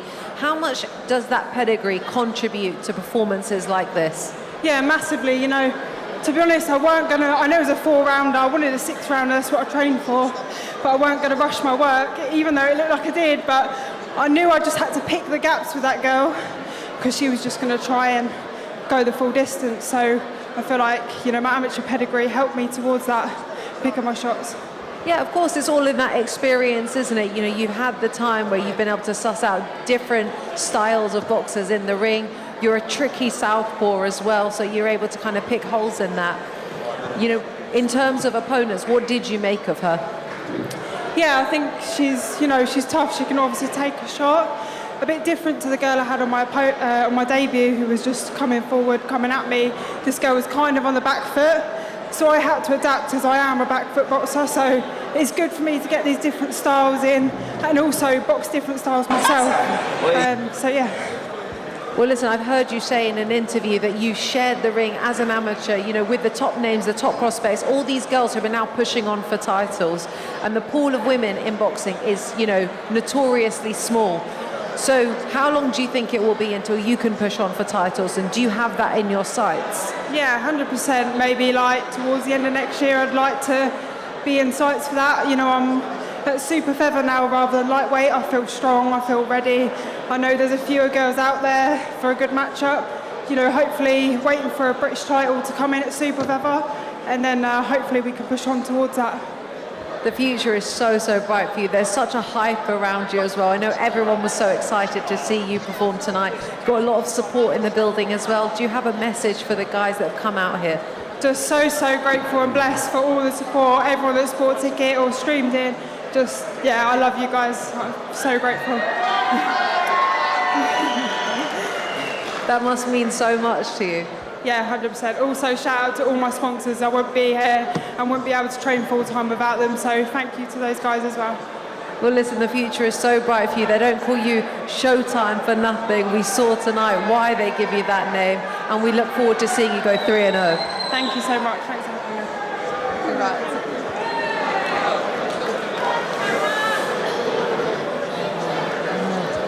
So Dem, Amma, thank you so much for joining us here at Ringside. How are you doing? I'm good, how are you? Yeah, I'm really well, thank you. Obviously, we just had Shona Whitwell in there. She put in an emphatic performance. She got the stoppage in round 1 within 1 minute and 15 seconds. I'm not surprised at all. She's an incredible boxer. I remember her from the amateurs. I've sparred her myself. Yeah, she's really talented.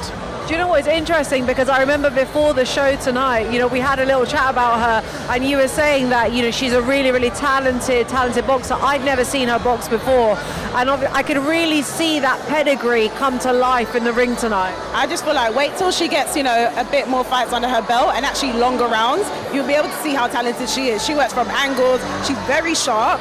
And she's very tall for the weight too. She's a super featherweight and she's as tall as me. And I'm a super welterweight and we've done rounds, so that just goes to show. In terms of sparring her, what did you take away from those rounds? Because of course, you didn't have as much of a pedigree in the amateurs before you turned pro. So how useful are those rounds with someone who is so experienced in the amateurs? Yeah, as I said, she's very sharp. She's not worried about someone who's bigger than her, smaller than her. And even though, I wasn't in the amateurs as long, I still was able to do a good job. So actually, I still went in there with a lot of confidence because I was able to get gold medals. She's obviously very elite herself. So yeah, I feel like once you're confident and you're in there with someone who you can learn from, it's absolutely fine how those rounds go. Yeah, it's really nice actually to hear people coming from different experiences who are able to take so much away from each other in that sense. Yeah, I mean even Maisie and I were at Repton together. We did loads of rounds, just moving around. We've even did rounds earlier this year. So it's nice that people at different weights can actually move around together because you learn from everybody. Yeah, and of course it makes sense as well because the pool is so small in terms of the women, so it's nice to be able to have that. Really gutted to hear about Maisie's fight being called off. I mean, I can't imagine how she must be feeling right now because I'd be heartbroken. You put so much time into camp. I'm in those group chats with her where she's trying to sell tickets. I know she's got an amazing crowd here today and they'd all be disappointed for her. Yeah, it's really disappointing, but I mean, fair play to her because she was sat on comms during Shona's fight, so she's a good sport in that way. But we still have a cracking card ahead. The next fight we've got coming up is Adrian Redmond, who we have a bit of a soft spot for Adrian, don't we? Because we both boxed out of IQ Gym where we met Adrian. So what are you looking forward to seeing? I'm just looking forward to seeing activity. Adrian has been boxing for years. And he is talented, he just hasn't really had an opportunity to show it, either by injury or, just so many things. So I'm really glad that he's back in the ring, to be honest. Over 1,000 days out of the ring. Really? Wow. I mean, ring rust is a real thing. So I just hope he comes out and enjoys the moment because that's what it's all about. Enjoy. Sorry, yes, absolutely. And obviously he's changed coaches. He now trains under Kevin Mitchell. So it'll be really interesting to see, what progress he's made under the tutelage of someone else. Yeah, because, sometimes you just need to change your environment. It's really important to shake it up, You see fighters going overseas just because they just want a shock to the system. He was very comfortable where he was. All of us were. So we all needed to go out and experience something new, honestly. So I'm excited to see what he has to bring. Yeah, and I hope that he enjoys it. He takes a lot from the experience. It'll be really exciting to see. I'm thrilled. I mean, I'm so excited. There's so many people on this card who I know personally. I've trained with. I've done rounds with. Even Frankie. I call him my big baby because he's obviously so young, making his debut, and we move around in the ring together. We're in the same gym under the same coach, so I'm really excited for him as well. Well, listen, we're so glad that you're here joining us. I've got to ask because we love watching you box as well. When can we see you back in action? When can we hope to see you back in action? I'm out again in December, God willing. Fight date confirmed. I won't announce it yet. But yeah, looking forward to being back out there. I've been out all year just waiting for my opportunity. But good things come to those who wait, and I feel like this is a good opportunity to wait for. Well, that is so exciting. I personally am really thrilled for you and look forward to getting that fight day locked in and hearing more. But guys, next up we've got Adrian, the ruler Redmond, back in the ring after 1,000 days out. Don't go anywhere.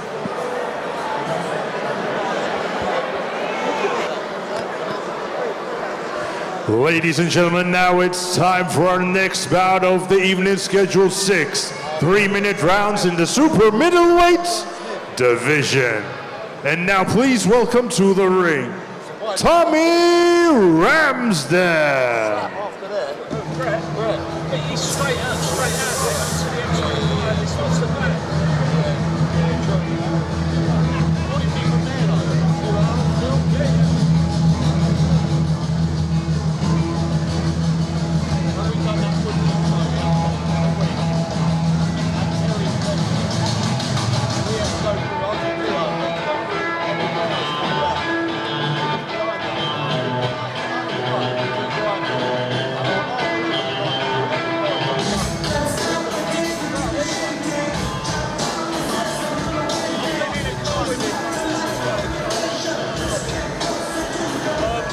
And now, ladies and gentlemen, please welcome his opponent to the ring, Adrian Redmond.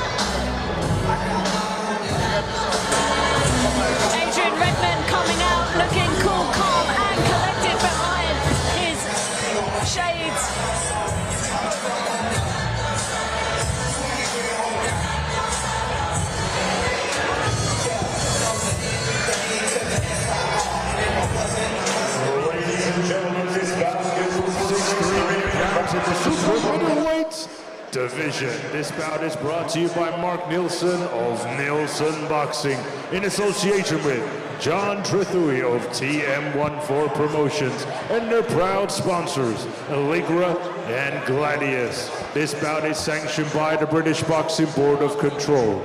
Your area representative, Chaz Coakley. Your timekeeper at the bell, Ashley McGill. And your third man in charge of the action in the ring, A-star referee, Kieran McCann. And now, ladies and gentlemen, introducing to you first, fighting out of the red corner, he is wearing the black and gold. His official weight of 169.8 pounds, hailing from Grimsby, Lincolnshire, England, United Kingdom, introducing Tommy the Test Ramsden. Tommy looks like he means business just to look good. And his opponent across the ring, fighting out of the blue corner. He is wearing the black with gold trim. His official weight of 168.2 pounds. Hailing from Harlesden, London, England, United Kingdom. Introducing Adrian the Ruler Redmond.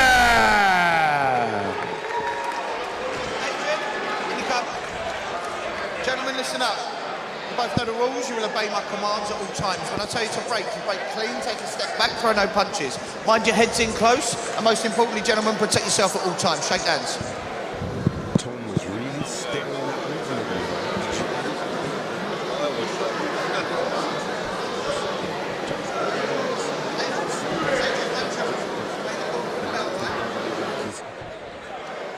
He's come with a wing mentality. Seconds out, round 1. Test against the ruler tonight at York Hall in the super middleweight division. This is the first round of 6 3-minute rounds. Some good jabs from Ramston to start off with. I don't know, I've seen Redmond before, like I think he's been around for quite some time, but he's been out for like about nearly 3 years. So he's been a bit inactive, so I guess he's coming back, looking to re-establish his career. This is the first fight that Adrian Redmond has had in nearly 3 years. Like you said, Dan, he broke his hand in his last contest. And so he's coming back from injury, no doubt hungrier than ever to make a statement in the professional ranks. Nice 2 body shots there from Redmond as Ramston just came forward. But returned by Ramston. I think this is going to be a competitive fight tonight. Yeah, even though it doesn't look like he's a puncher record-wise, Adrian seems quite heavy-handed. Might be why he broke his hand in his last fight. Yeah, there you go. Decent combination there from Tommy the Test.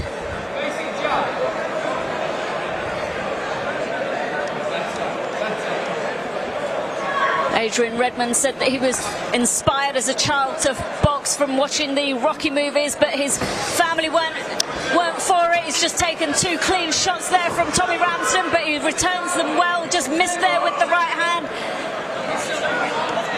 Ramston quite well humoured about this. Yeah, he seems quite game, you know, he's been around for quite a while, 10 years deep in the game. I think he's had like 20 losses, he's only been stopped once, so he's definitely tough. It's a durable fighter, Tommy Ramston from Grimsby, Lincolnshire. Yeah, they're tough up that way. Yeah, they're real tough up that way. Then I just know them from when he beat United the other day. Oh, fairs. Good roll. Had to go there with it, didn't you, Denzel? You had to go there with it.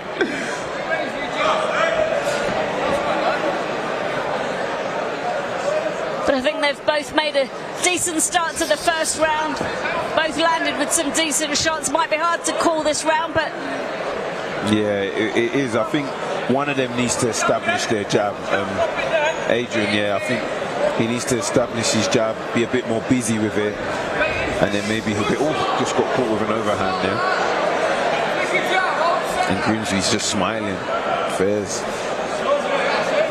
You don't want someone like Ramston to get confident.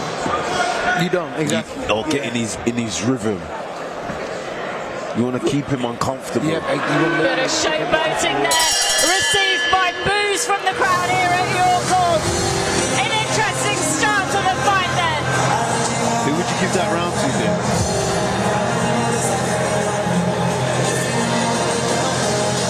Denzel. Who would you give that round to? I think I'll give it to Redmond. Really? Yeah. I think Redmond. Yeah, not Ramston, Redmond.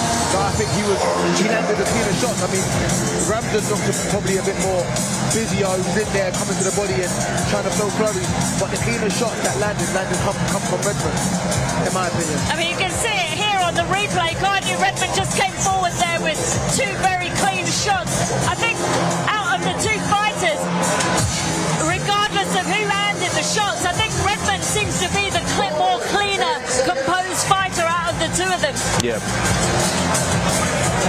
Ramston seems still a bit like jittery and edgy, but Redmond needs to keep him like that. You don't want someone like Ramston getting in the flow of things. But he's just started the second round of 6 with a decent jab straight onto the chin of Adrian Redmond. That's it. When he works off the jab, Redmond seems a bit more effective. And I think that's what his corner probably said, get on that jab. Yeah, because he's come out there and popped 2 nice jabs at Ramsden, so that is the way to go. Redmond started boxing at the age of 21. He had 15 amateur fights before the IQ boxing gym in Neasden before turning professional, and now trains under the incredible coach that is Kevin Mitchell, who is in his corner this evening. Yeah, Kevin's a legend. It's good experience there. Most definitely.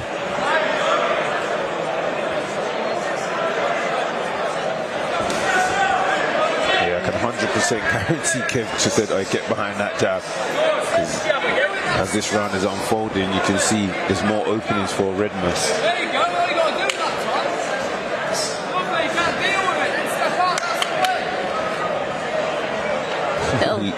Second Ali shuffle of the night here at the York Hall. This time from Tom Ramsden, saw one earlier from Naeem Ali. But Ramsden has got on his feet and he's just jabbing and moving. Good right hand from Redmond. But decent right hand there from Redmond, and another. 3 times in a row. Seeing the success of his right hand, but Ramsden comes out fighting. Oh, good left hook from Reds. Ramsden.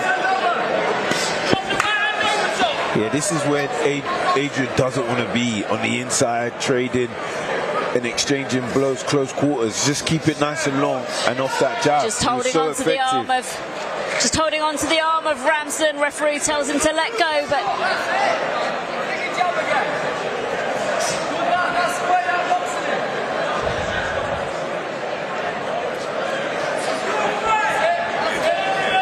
what are they waiting for? Ramsden's just, like, you know, good right hand again for Redmond. Took that and opportunity, saw the opening, landed a nice right hand to the chin of Ramsden. But I think you're right, Dan. I think Redmond has a lot more success when he's actually working behind his jab rather than getting close to Ramsden, which is surprising considering Ramsden's the slightly taller fighter. Yeah. But Redmond has long levers. You can tell he's got a long reach. So it's nice when he just keeps his distance and just pops the jab. That's his most effective weapon, the jab. If he keeps using it, he'll make an easy night of this fight.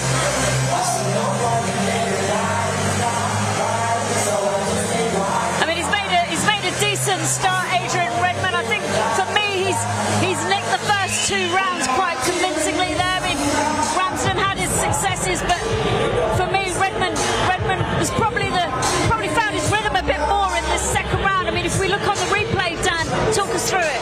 Yeah, like you said, once he was using that jab, he could see more, and he's landed that right hand at will. He landed it 3 times in a row at one point, and that was just by keeping that distance and using his jab. Once he gets inside and it's all messy, and because he's got long arms, the inside isn't really effective for him. You know, it's more effective for Ramsden. So he should just keep it off the jab, and I think it just make it an easier night for him.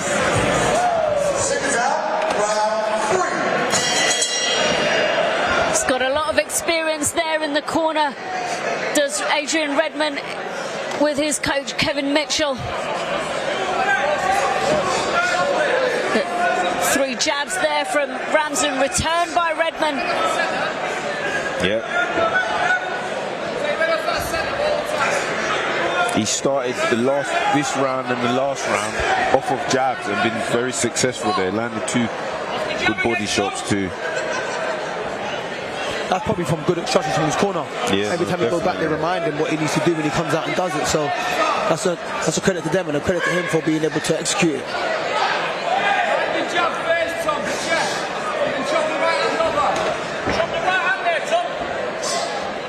But again, Redmond, nice right hand over the top of the guard of Ramsden, clean onto the chin. Looks like there's some swelling under the left eye of Ramsden. Good uppercut from Redmond. Very good uppercut.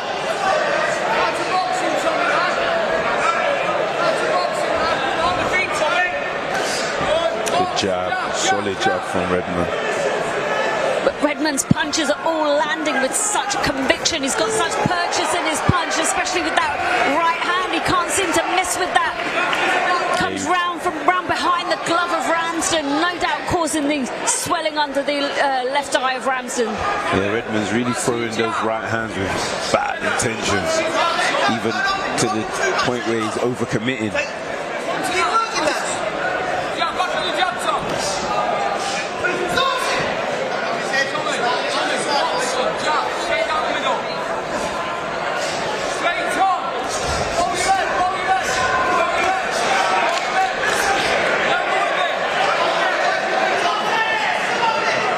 You wouldn't think that this was his first fight after 3 years out of the sport, Redmond. He's come out looking like there's no ring rust on him whatsoever. Yeah, he's really pushing the pace, throwing quite a lot of shots. Hopefully he can keep that up. Lovely counter. I mean, credit to Ramston, he's taking these shots, but question how many more of those he can take right on the chin. That was a lovely counter, and he turned him at the same time. Brilliant work from Redmond. Redmond's really found his pace and his rhythm in this round. The third round of 6 rounds in this super middleweight contest. We're coming down to the last 20 seconds or so in this round, and Redmond's shown dominance throughout so far for me. Denzel, what do you think? Yeah, I think Redmond's fully established himself this round. There's no more methodology from Ramsden. He's not showboating or, getting comfortable. He's literally put him out of his comfort zone, out of his rhythm, and he can't seem to get back Ramsden. That was a great round from Redmond.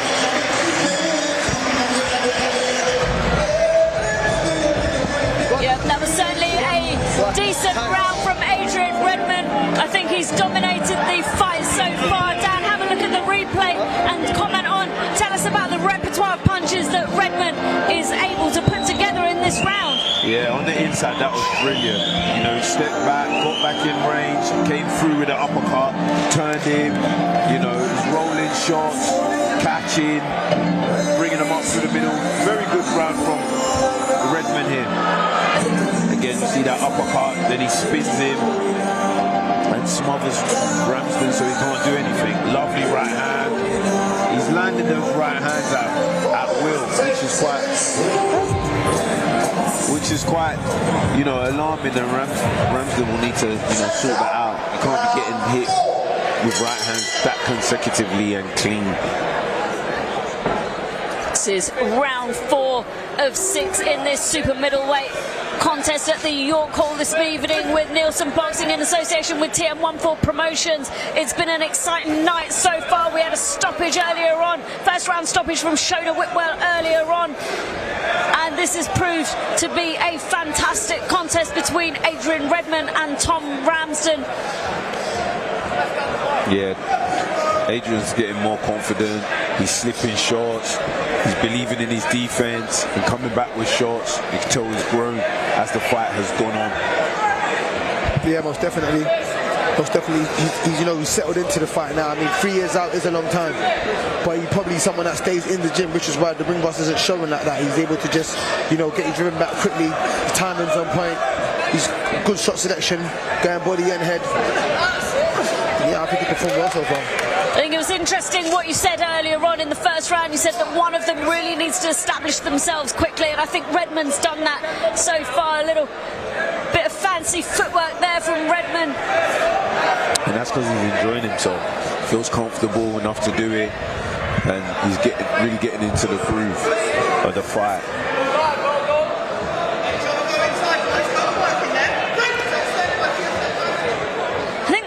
Of this fight is what I like the most, is that Redmond's really built the pace as the rounds have gone on. We're in round 4 of 6 and he seems to be getting stronger and stronger, quicker, more relaxed, sharper. Yeah, I agree with that. I think he's grown in confidence. I think he's found his rhythm now, and like you said, probably worried about the handbrake, how it was going to hold up in the smaller gloves. 3 years out the ring, and after the first round he felt comfortable, and then you've seen every round he's picked up the pace and boxed better and better as it's gone on. It's a lovely body shot there, right there. Real left hand. Body shots. 2 lovely left hooks to the body. you're seeing this, tell me if I'm just seeing things, but do you think Ramston's just starting to slow down slightly from taking those body shots? Yeah, for sure. Body shots, as well as just the pressure and the pace of the fight. Redmond's thrown a lot of shots, so everything is taking its toll. And earlier, Dan was saying that Ramston is not a fighter you want to get in his rhythm. And I think Redmond has taken him out of his rhythm. I mean, earlier, Ramston was enjoying himself, doing a few shuffles and all these things. He hasn't done that as much, you know, moving forward in this fight. So I think Redmond has taken him out of his comfort zone and has, you know, made Ramston really have to think about his work. We're just coming down to the last couple of seconds of this round, and again, for me, it was a Redmond round. I mean, I don't think I can see it any other way. He found his rhythm, he found his pace, and he's dictating this fight so far, Dan. Yeah, that's exactly right. He's dictating the fight. He's punching when he wants to punch. Just at the end of that round, you saw him just, you know, just go for a little walk. He's going when he wants to go, and he's relaxing when he wants to relax. And you know, that in itself, when you're dictating the pace of the fight, that makes your opponent even more tired, because they have to always keep up to what you're doing. So it's good 4 rounds for Redmond, and I've given every round to him so far. I mean, I think the ruler's ruling the ring right now. Yeah. He's living up to his name for sure. Most definitely. Seconds out, round 5.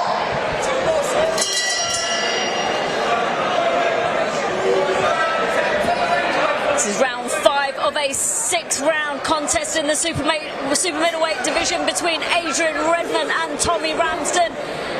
Redmond has been dominant and assertive throughout this contest so far, just reaching the penultimate round, and he's found his rhythm and pace more so as the rounds have gone on, putting Tommy Ramston under pressure. And like we said at the end of the break there, I think the ruler's ruling. Yeah, once he's peppering his jab, everything else comes off of that. You know, the jab is such a powerful weapon. It's the easiest shot to throw, and if you can throw it often, land it often, you know, he can take you around the world. Lovely right hand from Redmond. Good defense. He's really comfortable in this fight.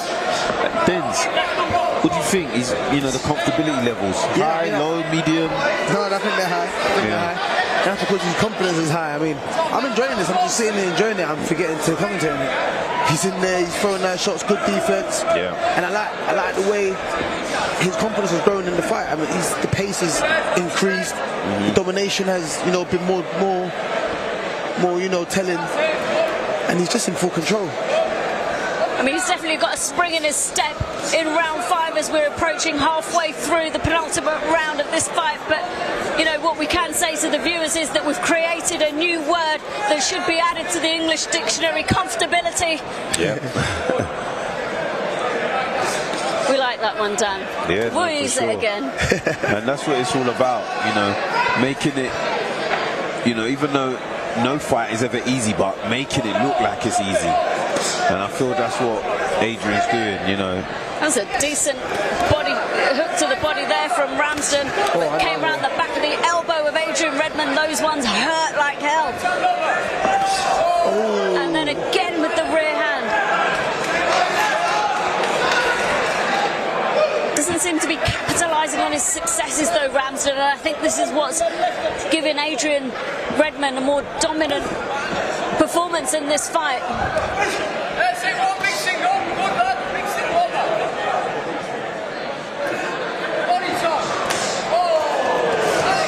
think Redmond rolled that. Ramston having a bit more success in this round. Redmond just falling in there. Yeah, came in with like a leaping kind of left hook, but he did land, to be fair to him. These are the times around here when he's out of range where he should just use that jab with his head, body, shoulder, you 100%, know. Just keep flicking it out. Look, there you go. Ramston just trips at the end of that round. Smiles it off, but, you know, I think Ramston had a bit more success in that round, Dan. Yeah, he did, but in that round, you know, you could tell he was trying to fight Redmond off. So that's what gave him that extra bit of, you know, oomph in that round. But I still gave it to Redmond. I definitely think that he was the busier of the two fighters, Redmond, and he definitely landed a lot more shots. Yeah. I think he let Ramston in a little bit with those hooks to the body. I wonder if he's actually feeling them now. Like you can see his elbow come down after he took that left hook to the body from Ramston, and came over the top. Oh, landed a lovely overhand there, Ramston on Redmond. But the smile came back on Ramston's face in that round. Wow, 6 rounds already. Time flies when you're having fun, eh?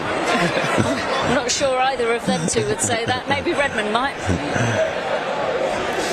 But again, beautiful, clean shots there from Adrian Redmond. Yeah, and he's throwing them with real bad intentions, like, which is good.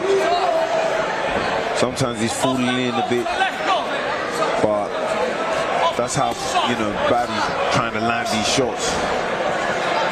Couple shots behind the back of the head there. I think he's had a fantastic performance considering he's been out for nearly 3 years. Yeah, no, for sure. I don't know which hand he broke, but I couldn't tell by looking at this contest. He doesn't seem to be pulling any of his punches at all. Good body shot from Redmond there. Again here, this is where Adrian should just pop that jab out. Pop that jab out. Pop it. Yeah, just keep Ramsden under pressure. You know, now he's kind of loading and he's looking for that big shot. Where if he just, you know, pops that jab out, they will just present themselves. Decent right hand there from Adrian Redmond. Ramston takes it well, ties him up.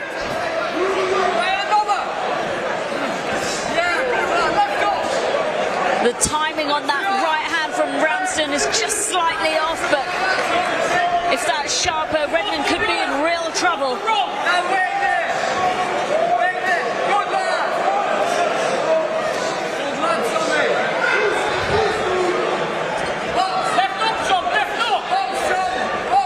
I think Ramston's been a bit more successful in smothering the work of Redmond in this round. Yeah, it's the last round. He definitely doesn't want to get stopped. But credit to Adrian on the inside. He's been quite good too. Just digging them with them cheeky body shots. Big right hand there from Ramsden. He loved that. Ramsden enjoyed that one. Laughing. And they got a 3-piece for his efforts. Did you just make a chicken shop reference there, Dan? Yeah. 3-piece, 4-piece. Walked into a 2 though. 2-piece, yep. That's it.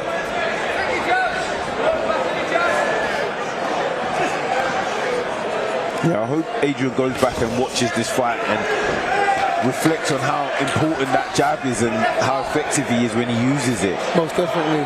He's looking for big shots now because he's landed a few. Yeah. But he just allowed Ramsden to just throw them little fast chip away shots and land them in between now. Got to give credit to Ramsden those as we approach the last 10 seconds of the final round of this super middleweight contest. He's taken some serious shots from Adrian Redmond. And just took one just on the bell there. That was a good fight and a good comeback for Adrian Redmond. I look forward to seeing him in some more competitive fights now. He's 9-0 after winning this. Maybe he could go for a Southern Area, super middle. I don't know who the current Southern Area champion is, but you know, if he feels confident and ready, he should go for it. I wonder whether he wants to get a couple more before he does that, given that he's had 3 years out. Yeah, true. You know, I mean, we didn't see much ring rust there, but there were certain things that he definitely needed to tighten up on. Yeah.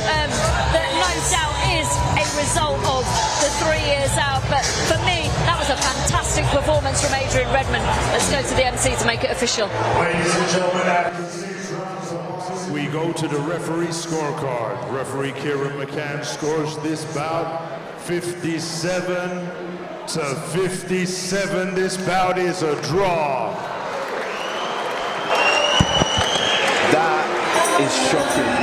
I I gave Redmond every single round. I don't know what happened there. Trouble was the first round, and I thought you won that. That might have been a 10-10 round. I didn't even give that. That's the only one. Every other than that, I thought you won every other round comfortably as well. Who's the judge? Is that Kieran? Yeah.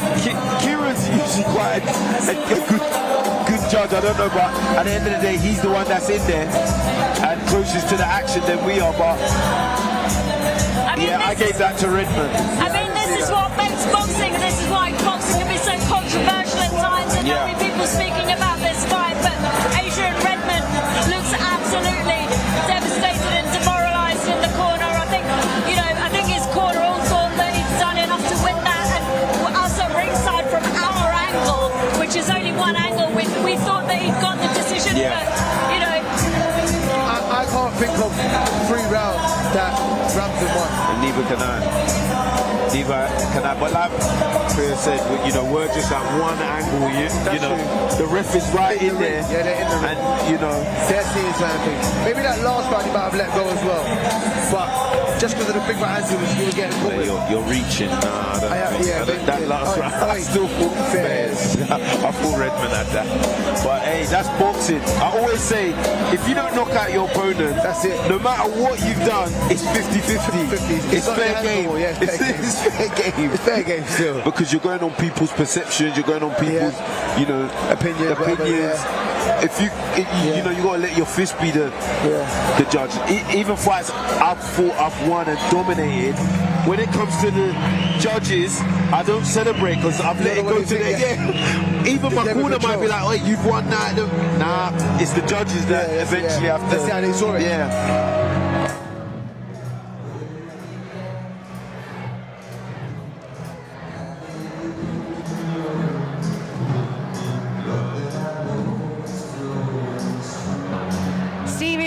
Thank you so much for joining us tonight. How are you doing? Thank you for having me. I'm doing really good, thank you. Are you?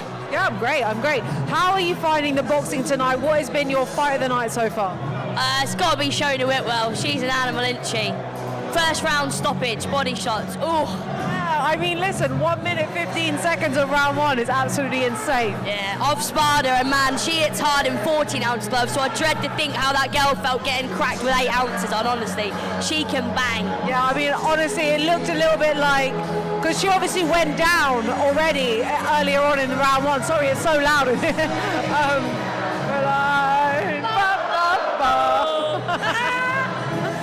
So she'd already gone down, and then obviously she got the stoppage, but I think she just didn't want it.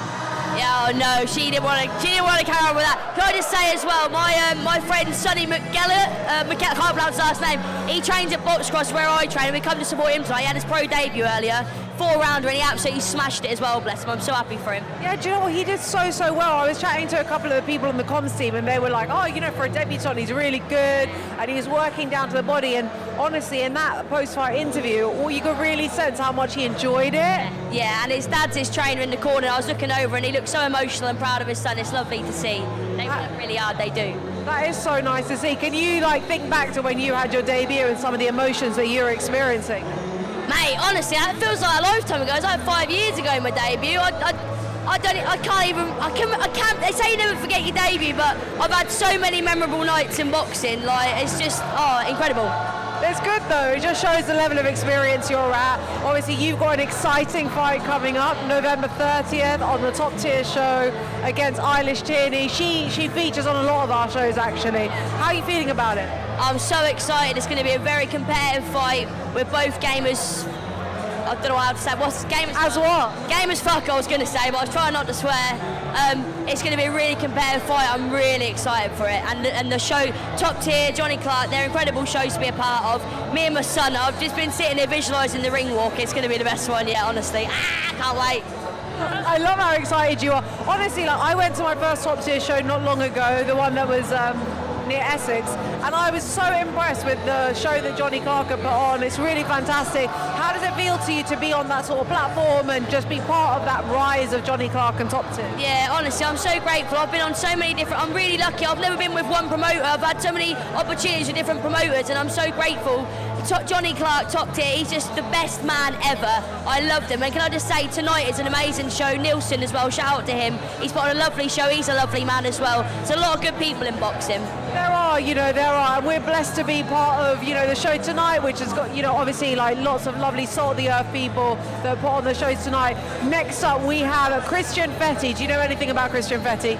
I can't lie, I don't know, but his name's cool, Christian Fetti. I like that. So he's 5-0, he's having a sick professional fight. There's a bit of a buzz around him, so we're really excited to see the kind of performance that he puts on. But do you have any sort of like last words that you want to say ahead of your fight on November 30th? Well, I've got a media day next Sunday, so there'll be a few interviews floating about there, bit of banter maybe. But if you can come along and support on the 30th of November, it's a really stacked card. Not everyone knows, but us on these shows we do need the support. So if you can come along, I'd mean the world.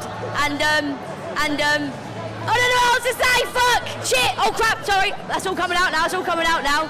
But if not, you can tune in on DAZN. And thank you for having me a part of this night. It's lovely. Do you know what? Yeah, this sounds really sad, but I'm going to say it. I just looked on Instagram and they've tagged me and put stars in attendance with Caroline Dubois. She's a world champion. I'm thinking, I said to Jordan, never put me as a star. Like, it don't feel real. It makes me feel so loved. People ask me for pictures. I'm like, what, with me? And they're like, yeah, and I'm just there with you. Honestly, I could cry. It makes me feel so loved, and I'm just so grateful that people see me in that way, because I don't see me in that way. Do you know what I mean? So, amazing. Yeah, we're so grateful that you're here tonight. It's so lovely to have you here. And thank you for joining us. Thank you for speaking with me as well. Guys, make sure you tune in to CV Levy and Eilish Shining on November 30th on Johnny Clark's Top Tier Show. But next up, we've got Christian Fetti in his 6th professional contest. Don't go anywhere.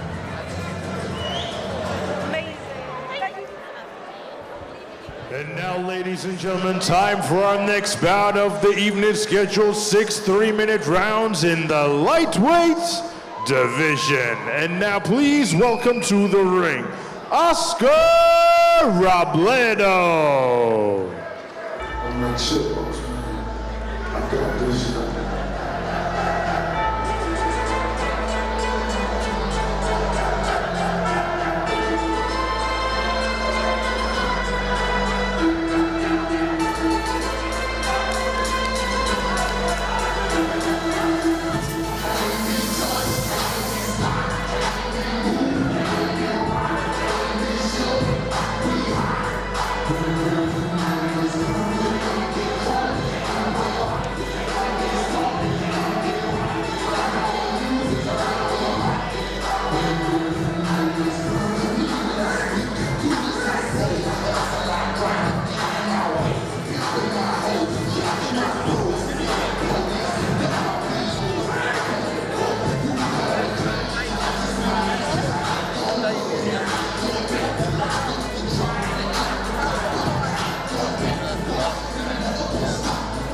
And now, ladies and gentlemen, please welcome his opponent to the ring, Christian Fetti.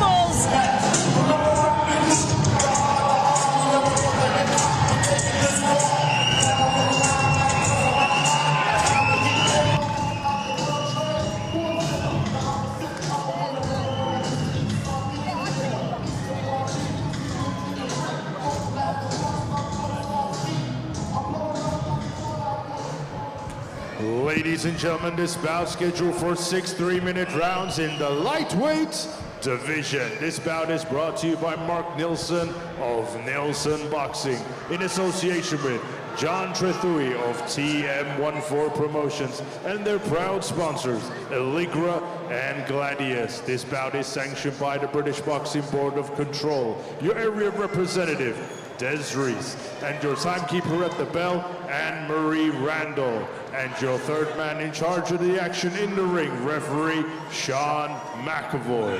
And now, ladies and gentlemen, introducing to you first, fighting out of the red corner, he is wearing the white and gold. His official weight of 139.8 pounds, hailing from Peru, Oscar Robledo.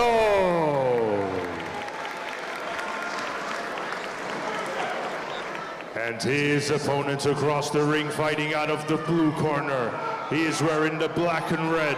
His official weight of 138.3 pounds, hailing from St. Albans, Hertfordshire, England, United Kingdom, introducing Christian Fetti!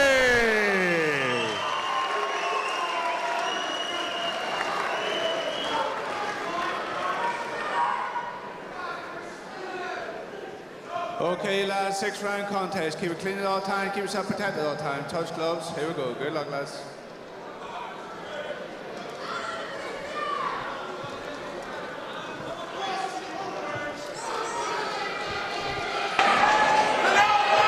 Christian Fetti came into the ring looking confident and delighted to be here. He has a lot of support here at the York Hall this evening as we're about to get this 6-round lightweight contest underway against Oscar Robledo of Peru. Yeah, of course you would be confident. It's 5-0. You know, he's only been a pro just over a year. He's got John Ryder in his corner, signed to Queensbury. It was all a dream. Do you know what I mean? Just like his tune said.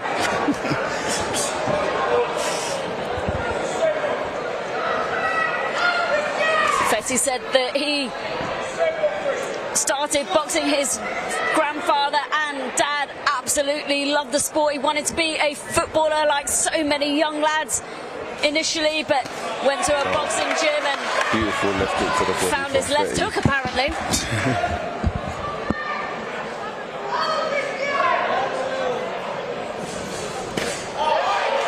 Again, you can see that Fetti's looking for that body shot, and no doubt that's going to slow down Robledo.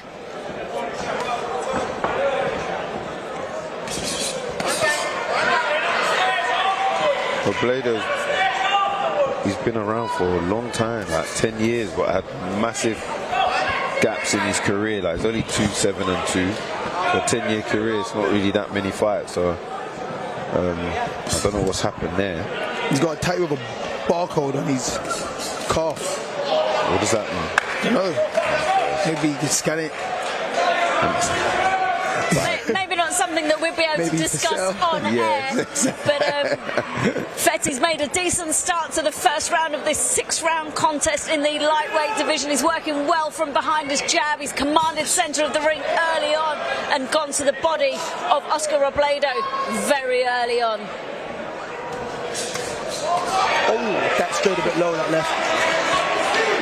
Fetti that managed that and touch gloves. I respect that.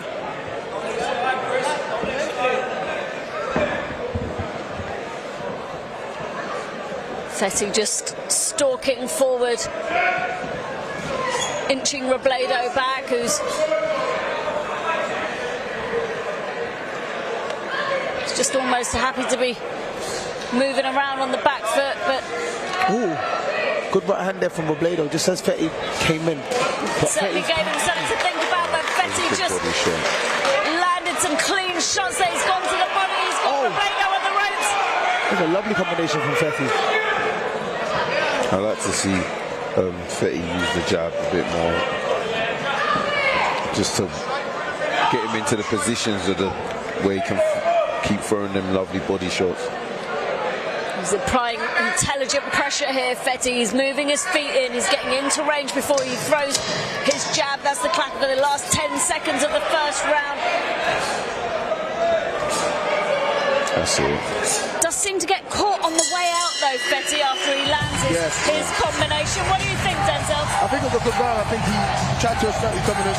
He was on the front foot. He threw now combinations whenever he had Robledo back up on the rope. But every now and then, Robledo will catch him with a single shot as he comes out, like the left foot counter or the right hand straight through the middle over the top. So Fetti's got to be careful today. He's got to be wary of that and know that something coming back. It's not all one-way traffic. That's the only thing I can criticise him on that round. That need to attack, defend and attack again, really. I think that's going to be the key to unlock Fetti's dominance in this fight.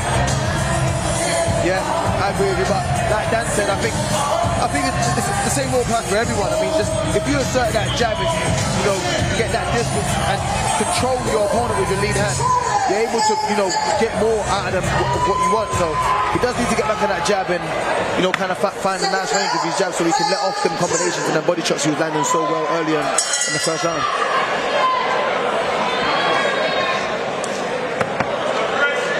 Fetti's had a clinical performance so far, just trips over there, but hopefully that didn't hurt his ankle or anything because his footwork is decent in this fight. To be honest, even though he tripped, I'm sure there was a shot there that landed that could have technically been a knockdown.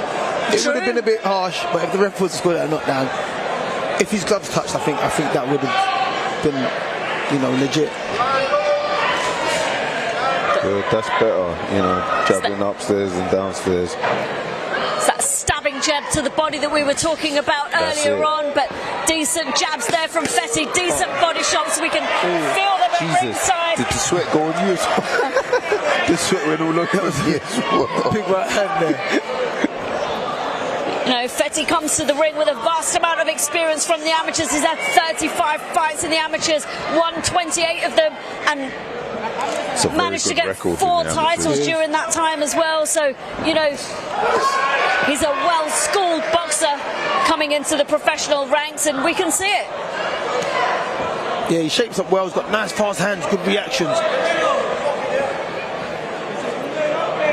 Just over 1 minute into the second round of this 6-round contest, but yeah.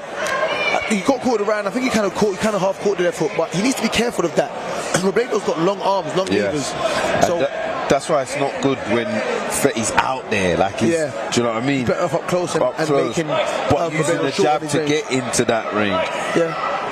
Look, can you see, like, when he comes in, it's head kind of first and then boom, boom, he lets his shot instead of using that jab.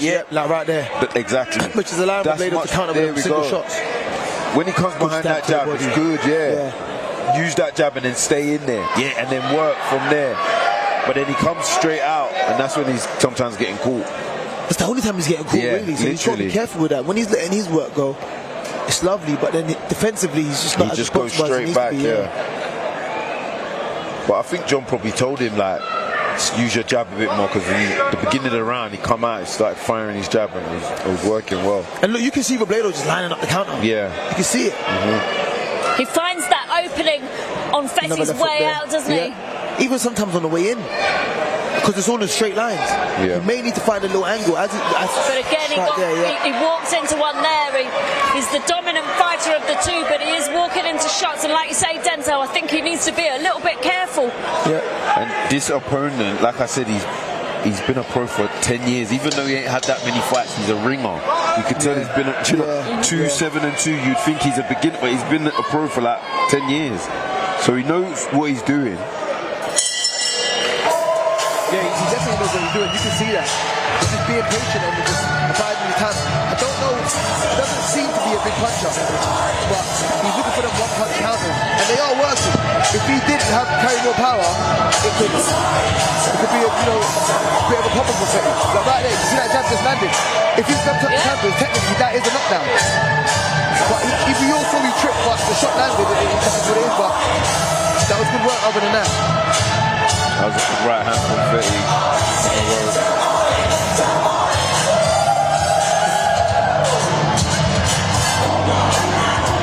But again, you see how clean his jab lands when he does actually throw it. Exactly. Even the jabs offline, they're landing. Yeah, he's much better off his jab.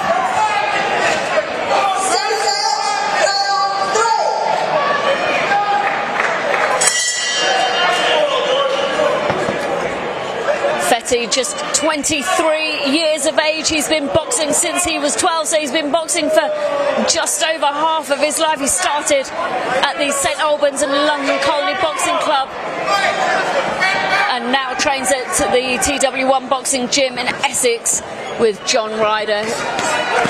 But some nice clean work there from Fetti. He knows how to pile the pressure on, but he's intelligent with it. But again, like we said, he gets caught on the way out with that clipping left hook.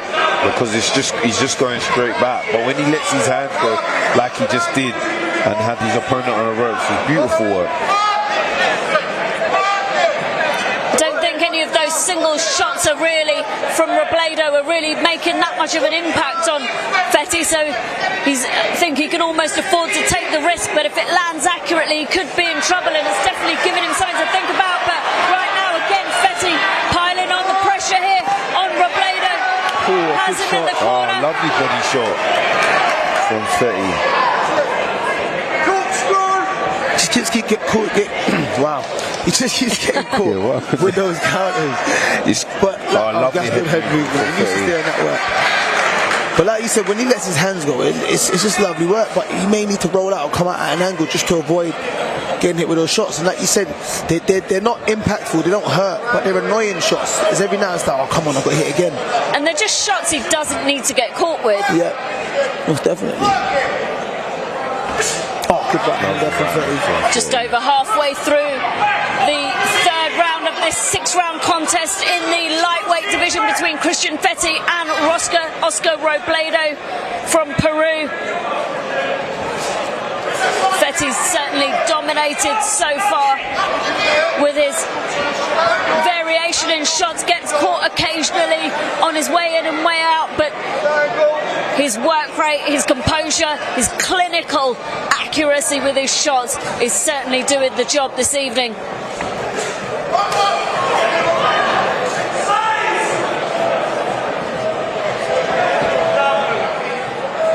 I mean, what do these shots, Dan, say about Robledo's resilience? Yeah, he's tough. Like I said, he's been around for like a decade. He's a ringer. He might not have had that many fights, but he knows what he's doing, and he's covering up well as well. So, and I think Robledo. That's a decent flurry of punches there from Fetti. You wonder whether he's looking for the stoppers. The 10-second clapper has gone, and he might just be, Robledo might just be saved by the bell, but he comes back fighting with some chopping right hands over the top. Such a glove to the mark of respect at the end of that third round. Dan, talk us through that round. Now that was good, they picked it up towards the end. But there's little cheeky shots that Robledo's landing. And you can tell, as much as Fetti's putting pressure and landing these nice flurries, Robledo doesn't mind this. He doesn't mind this pace. Look, as you can see on the rope, Fetti always gets success with that right hand at the end of all his combinations. That was lovely rolls from Fetti there. Good little touching jab from Fetti. Again, lovely work there. See, it's that right hand that he always ends the combination on that seems to land right through the middle all the time. That was a lovely slip to the side and left hook to the body. It's good. He's doing well. Fetti's doing well. Apart from, you know, he just needs to create a few more angles, not go back in straight lines, use the jab a bit more, and you know, he's there. That's what's killing him, the straight line. Yeah. He just keeps moving in straight lines. That's what's... And he gets in positions as well where he can just make the angle. Like the way he boxes, he can step to the side and whatnot. Yeah, especially where he's a smaller fighter. He just under the shots of Robledo and then work there. He's done it a few times to the left. I think the left hook to the body has been his best shot. He's thrown a few nice right hands through the middle too, to be honest. We're about 30 seconds into round 4 of 6 of this lightweight contest here at the York Hall this evening between Christian Fetti and Oscar Robledo of Peru. Fetti has dominated so far in this contest with his combination of punches and really lands those body shots in well, but Robledo is... Lovely right hand as well.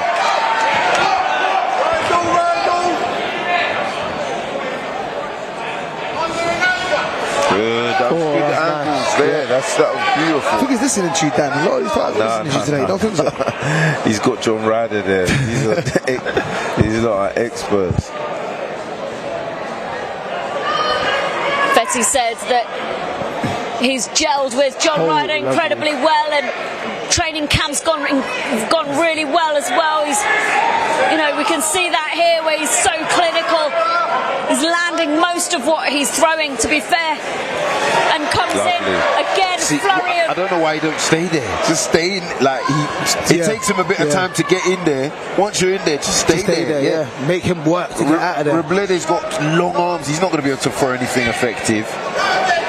But again, nice how he came round, moved his feet and turned the left hook into the body behind the elbow of Robledo. Yes, no, lovely. And he steps back and then gives Robledo that good work. Keep at that range. That mid to close range is brilliant there for Fetti. So it's really where he gains most of his success, Fetti, exactly. for sure. But as soon as he comes out, look, Robledo's able to land those kind of shots, or he can throw them. Well, he ends up on the end of Robledo's jab, doesn't he, nearly every time, so... Yeah. Good. But again, good at him. I'm not sure if that's a cut under the left eye of Fetti. Lovely right hand. Maybe took an elbow or something, but... I think this is a good fight for Fetti, you know? Definitely. This is a very good fight for him. And that's the 10-second clacker. I think we can definitely see there's a small cut under the left eye of Fetti, for sure.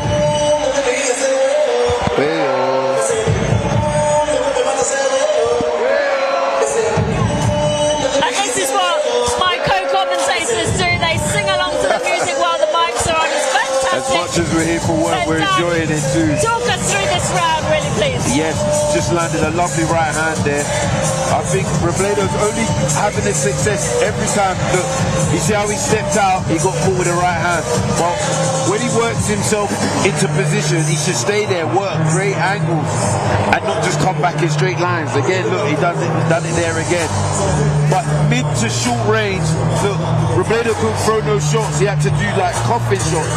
Medium to short range, Fetti, brilliant, excellent. He's landed the shots. This guy's really enjoying fairs. I mean, who can blame him? Who can blame him? It's been a fun night at the York Hall this evening. And this is a good fight and a good performance from Fetti, regardless. Well, welcome to you if you are just joining us. We are live on talkSPORT Seconds Out and Boxing News. This is round 5 of 6 in the lightweight division between Christian Fetti and Oscar Robledo. Yep, they definitely told him come out with that jab. 100%. Lovely. Good. We just got splattered with a bit of sweat. Don't know whose that was, but that's boxing, I suppose. The luxury of sitting ringside, eh? Good. Fetti really displayed some good head movement at times. Oh, good right hand. But again, you can see that right hand of Fetti. He just can't move. He's piling on the pressure again. That's the range that he's excellent at. Look, even there, he didn't get caught. He didn't get caught. Even though Robledo threw, he didn't get caught. You're right. He's safe. It's only when he comes up, when he steps back out in a straight line. That's the only time he gets caught. Slapping right hand from Robledo, returned by 3 clean shots there from Fetti. You can see he's looking straight down the pipe, looking to find that right hand onto the chin of Robledo. I like the way Fetti, pressures with his feet. He's got good footwork when it comes to pressure, that front foot pressure. He's not following, he's cutting the ring. It's quite good and subtle. Good. Again, some nice pressure. We want him to stay there though, don't we? That's it, Or just, even if he just steps to the side, Yeah, when he's in there, he's still got to roll and move his head and work off of that. But you're right, he is a lot better when he's in close. Good, lovely double jab from Fetti there. Lovely body shot. And a right hand. Excellent. Don't look at the ref. Yeah, just keep going. Robledo complained of a slightly low blow now. Fetti's piling on the pressure after the referee just said continue. Again, he's turned the heat up there, Fetti. The crowd are going absolutely wild. I think they want to see a stoppage from Fetti.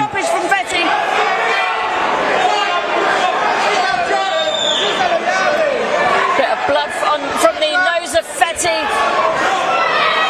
But we are just coming down to the last 20 odd seconds of round 5 of 6.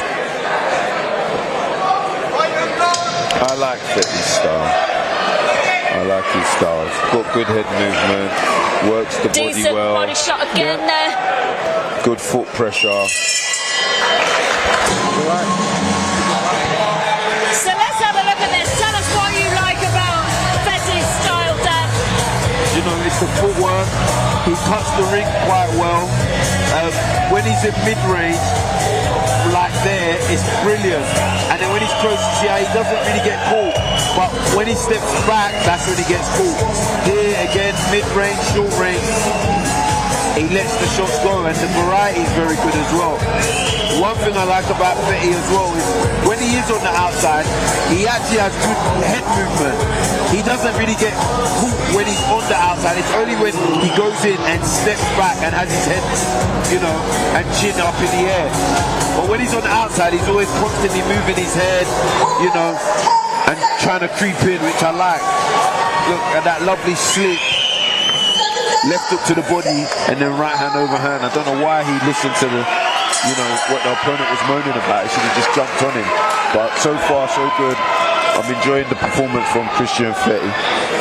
Well, we are in round 6 of 6 in this lightweight division contest between Christian Fetti and Oscar Robledo. Fetti has landed some incredibly stinging body shots so far in this contest. Good. Just like that. Oh, good body shot from Fetti again. Lovely head movement. But that's exactly what you were saying about rolling out. Yeah. And he just ducked that left hook that was coming at him. Walked into a bit of a jab there, but it looks like there's some damage on the nose of Oscar Robledo. Yeah, he's definitely taken some punishment. Lovely roll and then left hook to the body from Fetti. And there we go. The angle work is really good from Fetti when he does it. Exactly what you were talking about earlier, that if he comes in from one angle and switches to the other, yeah. he looked really stylish there, Fetti. But again, he's stalking forward and using those body shots. I actually don't know how Oscar Robledo is taking those.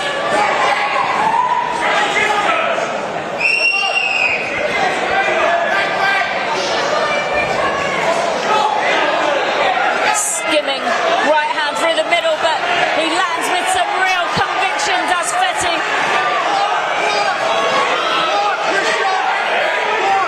You see, he stepped back and came out for what? He's doing brilliant on the inside there. He was. He's landing good shots. Good. Again, nice head movement there.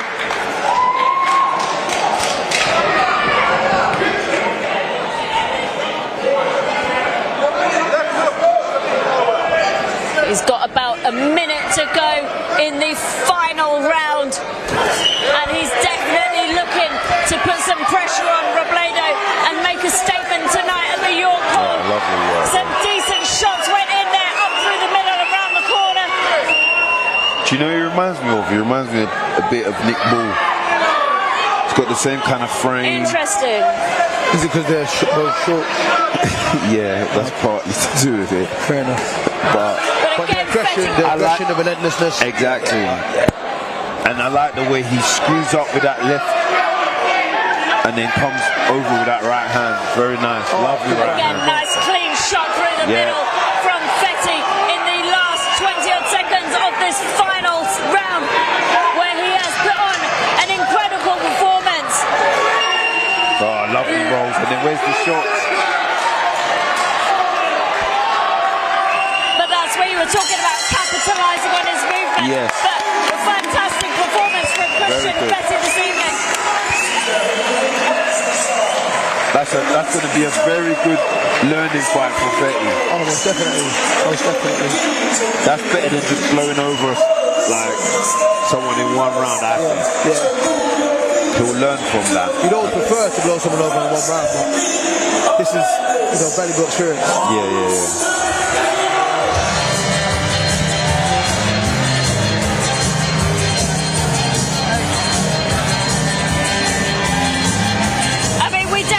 Christian Fetti winning that contest, but we'll wait for the MC to make the decision official. But like you said, Denzel, these kind of fights really are key to a boxer's development, and Christian Fetti will learn so much from this. 100%, especially being 5-0, 6-0 after this, I would say, but yeah, man, I mean, after this you want to push on to title fight, area title fight, whatever's around. So these are the type of fights where you get the experience, go the distance from. As the rounds get tougher, the rounds go on, you have to figure out your opponent and work harder and work more. And he's done that tonight, so I think that's good experience. 6 rounds of boxing, we go to the referee score.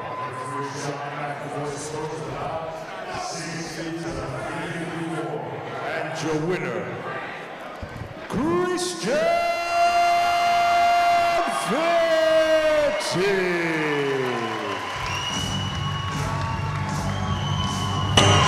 Again, no surprises with the result of that fight this evening. Christian Fetti put on a fantastic performance against a tough, durable Oscar Robledo from Peru. And his corner are no doubt delighted with his performance.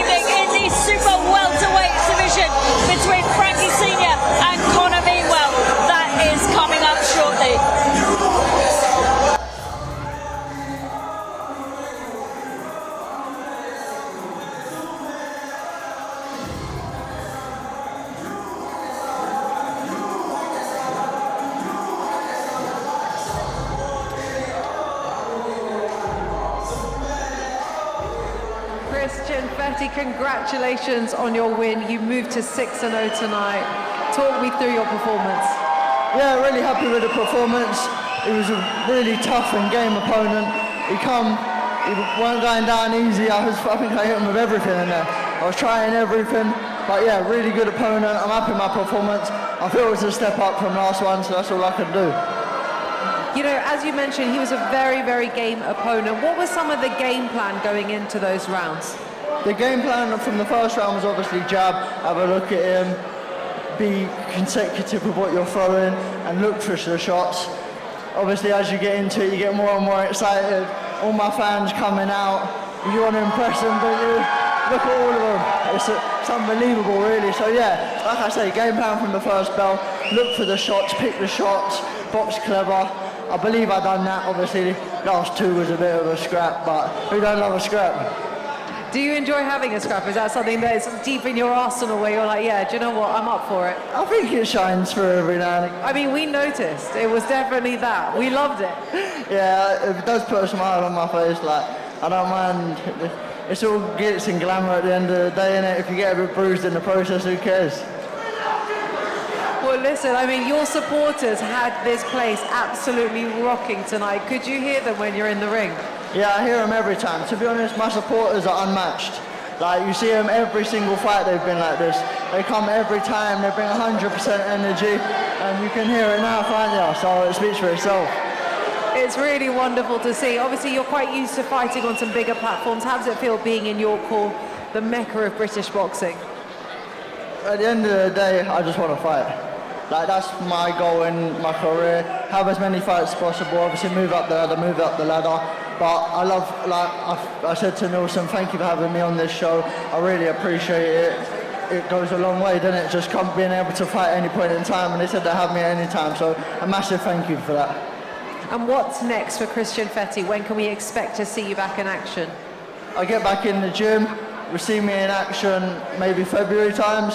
If we got anything before that, we'll speak to the team, we'll go before that, but I'm ready whenever, that's the truth. Listen, really, really exciting future ahead for you. We can't wait to see you back. Do you have any last words? I just want to say a massive shout out to my crowd. They shut the place down every time they come here. None of this would be possible without them. You hear them there, it is what it is, it's unbelievable, isn't it? Congratulations, champ. Thank you very much, I really appreciate it. Thank you. That was Christian Fetti in his 6th professional fight, and honestly, it was a really good scrap. Yeah, it was a good scrap. I don't think we were expecting it to be that competitive. I know he took every round, but it was a good competitive fight, and I think he can be happy with that kind of work, and it's just a good experience as well. I mean, Christian was actually saying that he feels that that opponent was a bit of a step up for him, which I think is important in these early stages of someone's career, kind of building and developing. You know, it's good to have opponents that are testing you and challenging you. Yeah, I mean, look, right, everybody knows how the game works. You start off with some opponents that have maybe a bit more of a negative record, and then they pick up those wins and move on. I think ultimately he looks like he's probably at that point now where you can start looking at some of the more 50-50 fights as well. Yeah, I mean, listen, this guy is, you know, he's managed by Let's Go Management. He's signed by Queensberry. He's obviously a prospect. He's very exciting. He's fun to watch as well. So it'll be really interesting to see what he does next, and we look forward to seeing his journey throughout the professional ranks. But next up, we've got another debutant that's closing the show for us tonight. So it's a really, really exciting time for him. It's probably a really big deal to be essentially headlining at York Hall for your debut fight. What do you think is something that he might be feeling or thinking at this stage? I mean, I've spoke to him a little bit in the build-up, and I don't think there'll be nerves there, you know. We're talking about a kid here who signed with a huge promotional and management company. We've had a few of those on tonight, and they haven't shown any nerves yet, so I'm not expecting any from him either. Yeah, listen, he's really, really experienced. He used to fight out of Dale Youth. So this kid, he knows what's up, and we're looking forward to seeing him party tonight in the ring. Next up, we have Frankie Sr.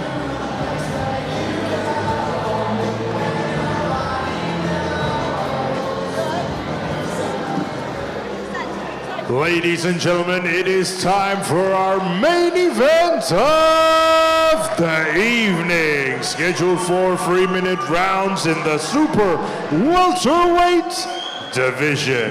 And now please welcome to the ring, Connor Meanwell.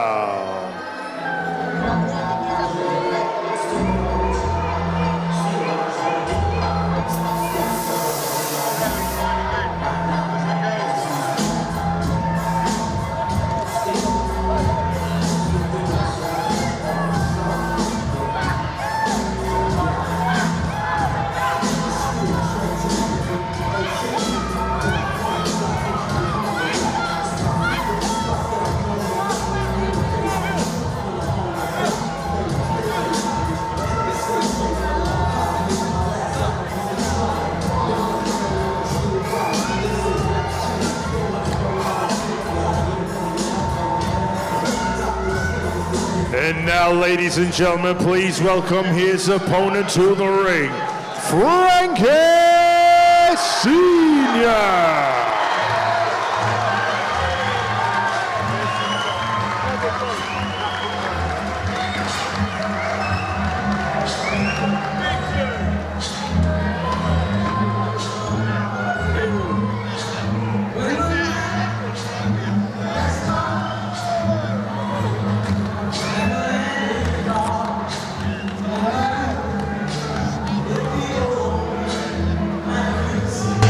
Well, this is the final contest of the evening between Frankie Sr. and Connor Meanwell in the super welterweight division, as Frankie Sr. makes his way to the ring to a roar from his fans, who are absolutely delighted to be here supporting him this evening. There is so much love for Frankie Sr. in York Hall tonight. Fans absolutely love him.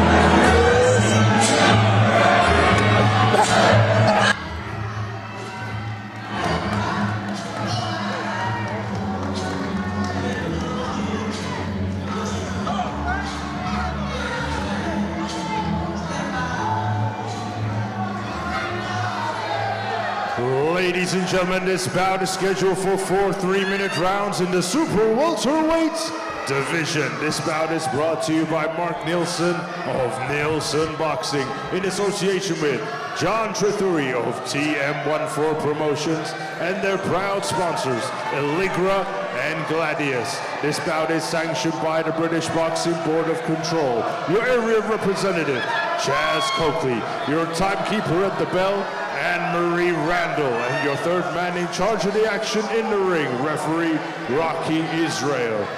And now, ladies and gentlemen, the fighters and officials are ready to all hear in your call, Bethnal Green, England, United Kingdom. Your call, are you ready?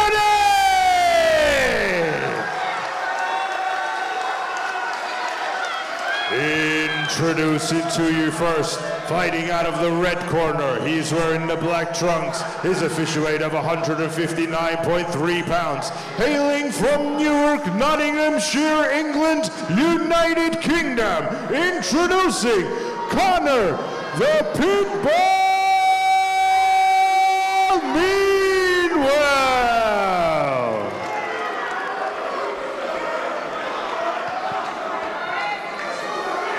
And his opponent across the ring, fighting out of the blue corner. He's wearing the black with blue trim. His official weight of 159.7 pounds. And tonight, he's making his professional debut. Hailing from Ladbroke Grove, England, United Kingdom. Introducing Frankie Senior!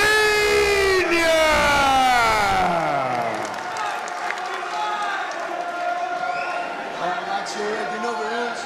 Above all, protect yourself and obey my command at all times. And touch gloves and good luck.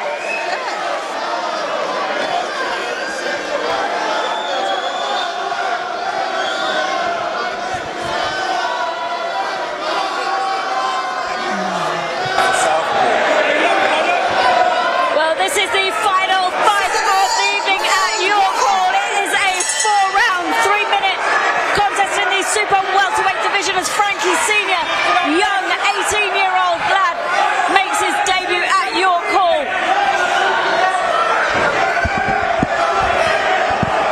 Frankie said that he has been boxing since the age of 6. He won 1 national championship title when he was 12, and he believes he can go all the way.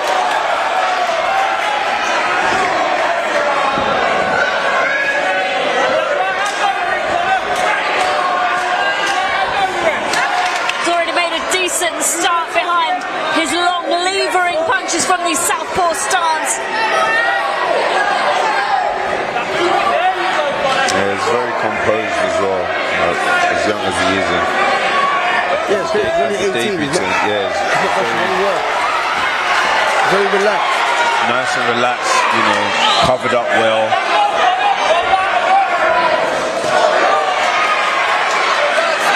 Connor Meanwell came from a kickboxing background but said he was better with his hands, so he transitioned to boxing with the Newark Boxing Club and made his professional debut back in December 2022. Yeah, he's been out a few times this year. I think this is his 15th outing this year, so he's very busy, and I think he's even got 1 or 2 booked in before the year ends, so seems to be quite active and a busy fighter.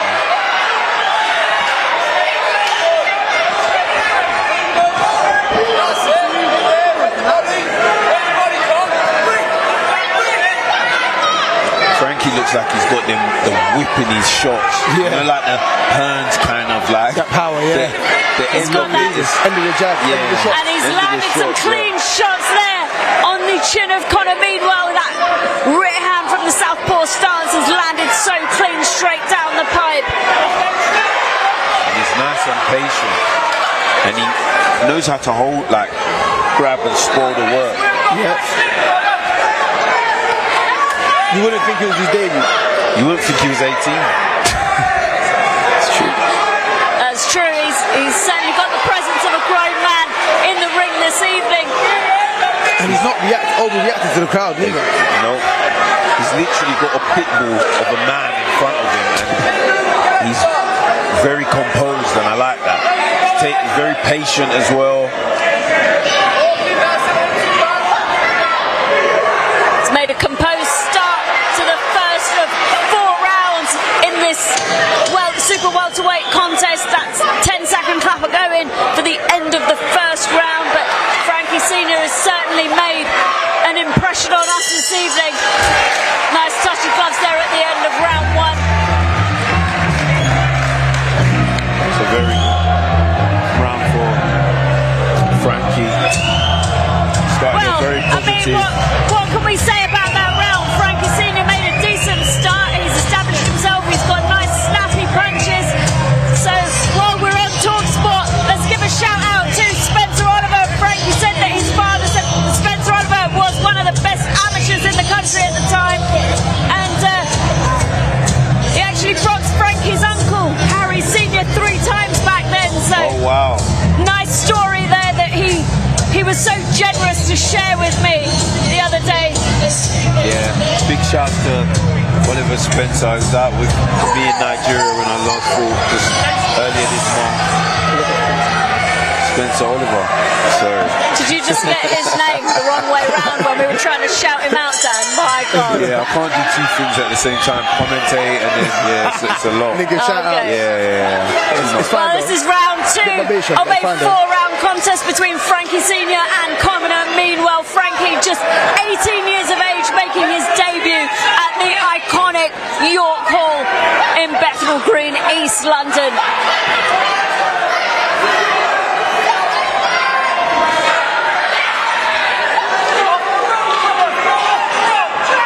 The atmosphere here is absolutely electric. Conor Meanwell comes back with a couple of shots of his own, but Senior takes them well. Nice jab, stabbing jab there to the body from Conor Meanwell, but Senior remains unfazed and completely composed. He's cutting the ring down well here. Lands a nice rear hand. Yeah, Frankie's too sharp for him. He is too quick, too smart. He's landing his jab kind of at will. Frankie's got the kind of, he's got the look like he's like a smaller version of your mate, Hamza Shiraz. Oh, just caught him with a couple uppercuts there. But yeah, he's got that kind of frame, a smaller version. Don't you think, Denzel? No, not really. Bit of disagreement there at the commentary table this evening, but I think we can all agree that Senior's made a fantastic start and impression in his debut contest this evening. He's come in looking like an experienced professional fighter, but it's just his debut. He's only 18 years old and he's landed a nice clean left hand from the southpaw stance right down the pipe on Conor Meanwell's chin. He's showing class. He is. He's showing real class. And it looks like, obviously he's only 18 and Meanwell's the older guy, but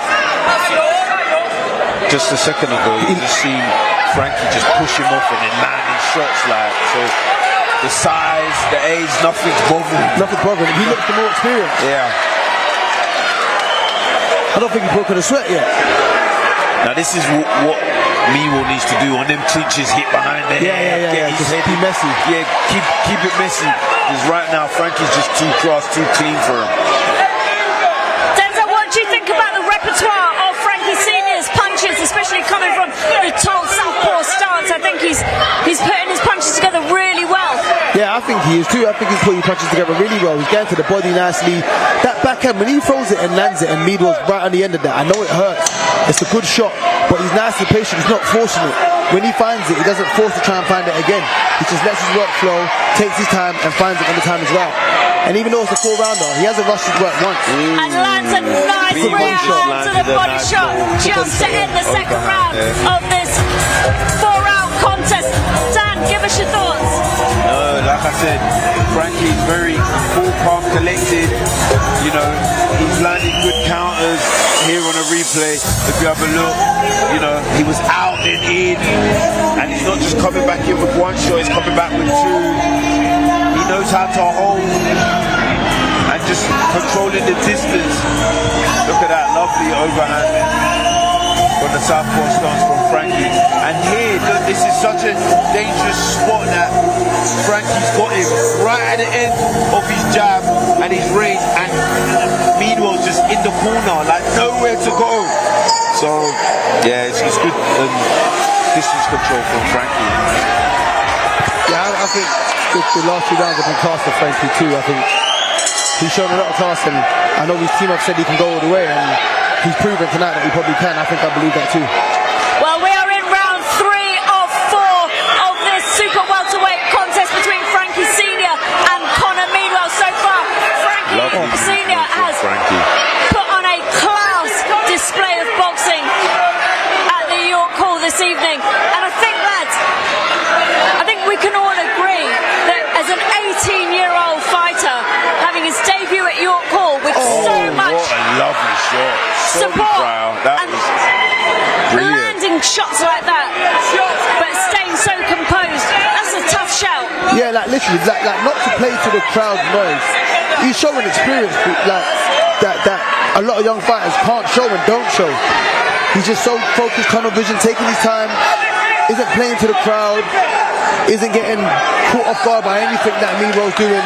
He's doing what he wants to do, and he's controlling the fight how he wants to control it. Lovely shots there again by Frankie Senior. Beautiful shots landing there. He's just whipping those shots in, and you can see there's some real snap in these shots that Frankie Senior is throwing. And he's 18, but he's sort of bullying the man.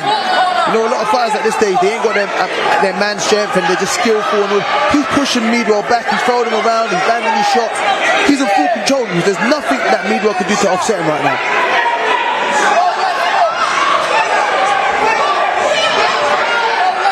I think even when Meanwell comes in and he's able to get behind the long levering jab of Senior, he struggles to know what to do with it. He doesn't complain or moan in the clinch. He just ties his man up, waits for the ref to come. But again, some clean, clinical shots there from Frankie Senior. Even on the back foot, he's just so relaxed.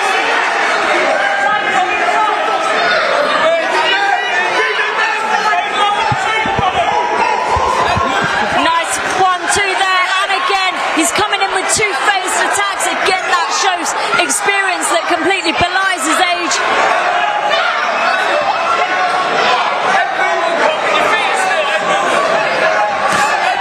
Just coming down towards the last 30-odd seconds of round 3 of this 4-round contest, and Frankie Senior has grown in confidence, asserted his pace from the beginning.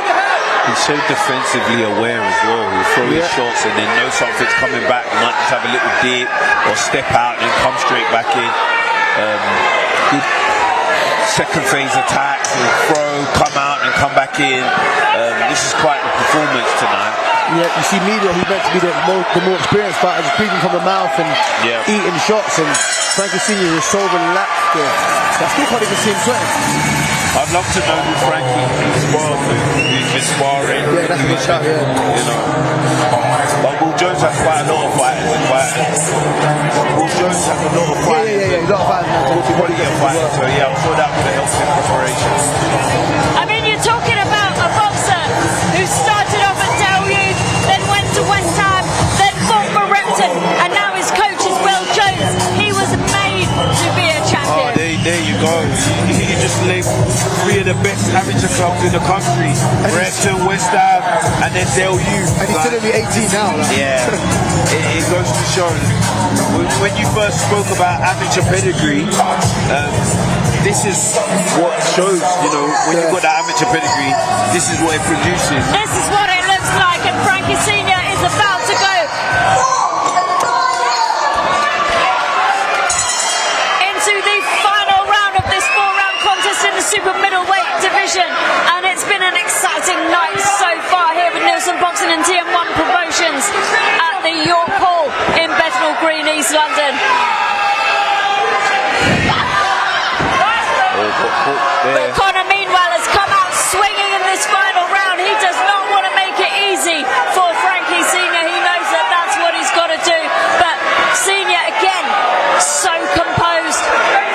resets his feet, lands his shots, and resets. There's a good quality Frankie has there. He knows how to hold properly. As a tall guy, he knows how to hold. He just claims his man quickly and just resets him. Yes.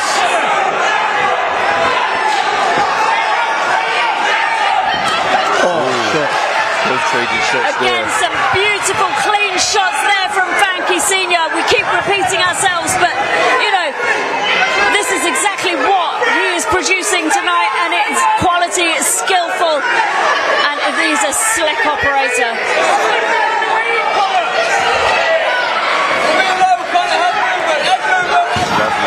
That body shot hurt Meanwell, we could tell.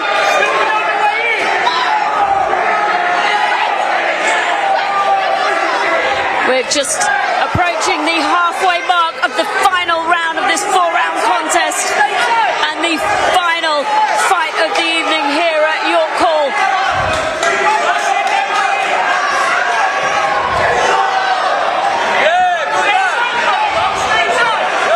Oh, good left hook from Meanwell there. Well, there's a reason why they call him the Pitbull, and I think we're starting to see that in this round. This is where his experience will come into play. You know, he could maybe pick it up a bit in the last round, but so far still been a brilliant performance from Frankie. Nice jab there from Frankie Senior.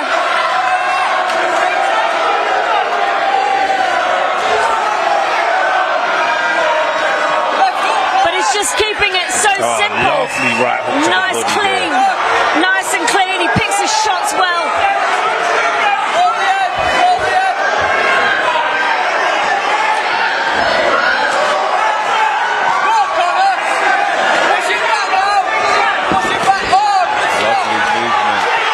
Meanwell, tries to push Frankie Senior back, but Senior just moves off an angle.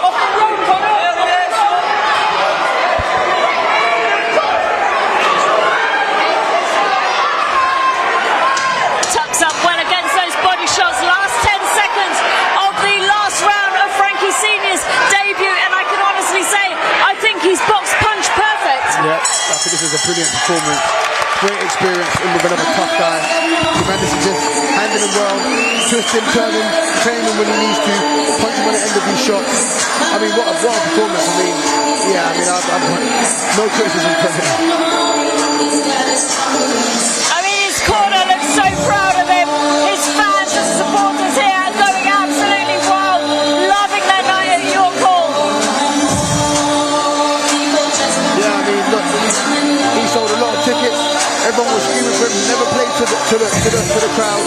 He kept his composure. He kept calm. Stayed on his jab. Stayed on his work. When he got his goal, he either threw inside or came back and reset us. I mean, look, what a performance from a young man making his debut like that. But again, a real showcase of Frankie Senior's skills this evening. I don't think he could be more proud of that performance. And his cornermen look absolutely delighted with him. Let's go to the MC to make the decision official. Ladies and gentlemen, after 4 rounds of boxing, we go to the referees. The referee scores the bout 40-36. And your winner, Frankie Senior.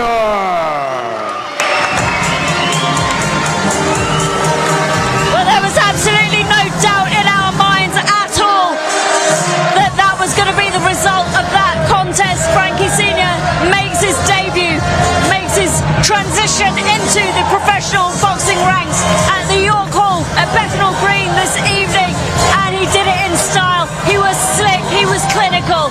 I don't think it could have gone better for him. They really showed potential to be like a future star. Young, good looking chap, got the support. You know, seems like he's got a good team around him. You know, give him time, a bit more experience, and you're possibly looking at a future star. It was a pleasure to watch him on his debut. I think we've had some fantastic fights on this evening, some incredible prospects, and that's exactly what Neilson Boxing and TM14 Promotions put on. But that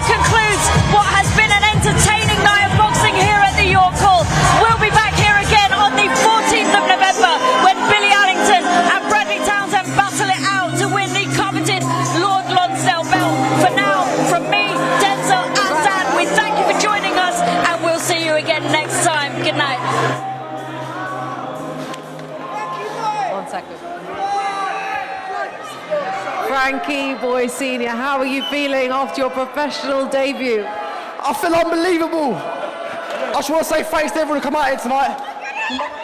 My sister. I want to thank everyone who come out here tonight. A main event for my debut. It comes very rare. So I just want to say thank you everyone for buying tickets off me. I just want to keep support because it's been a very good journey.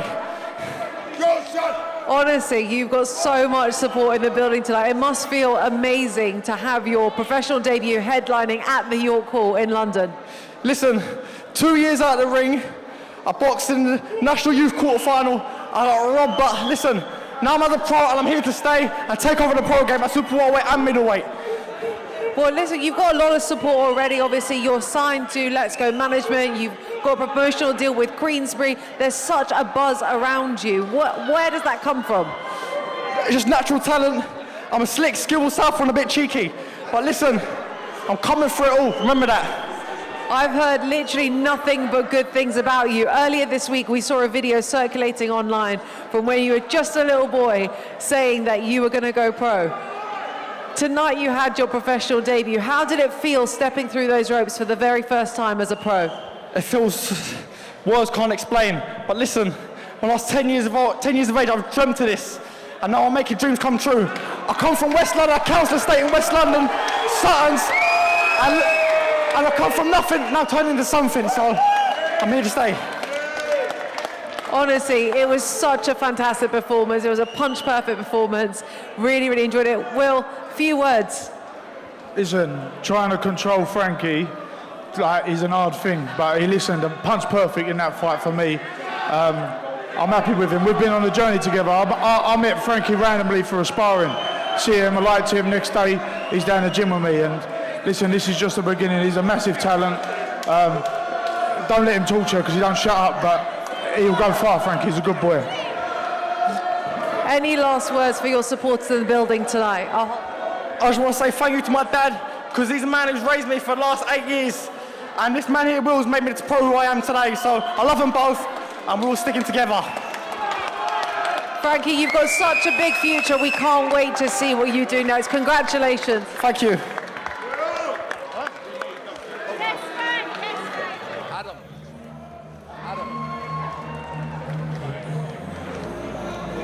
This side.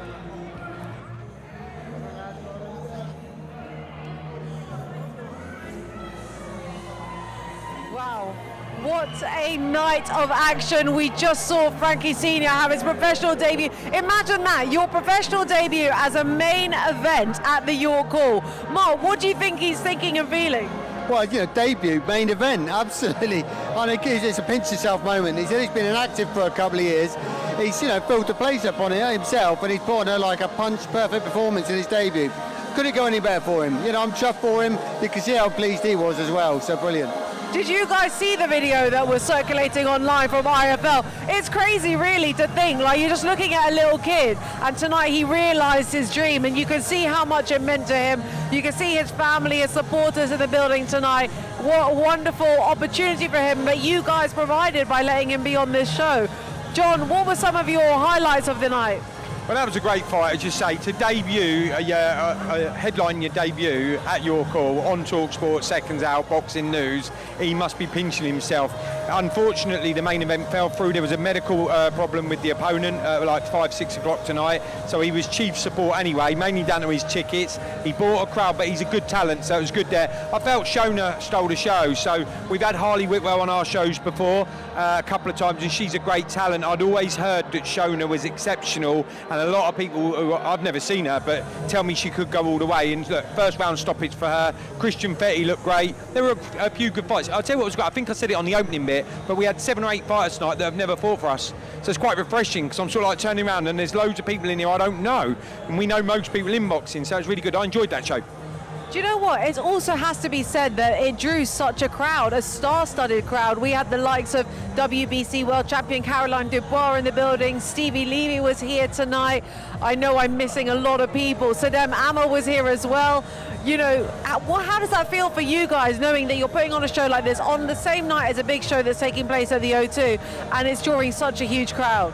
Yeah, it's always like a slight concern when we go up against one of the really big shows, especially something like, Wardy Park, a pay-per-view, on the zone, 20,000 O2.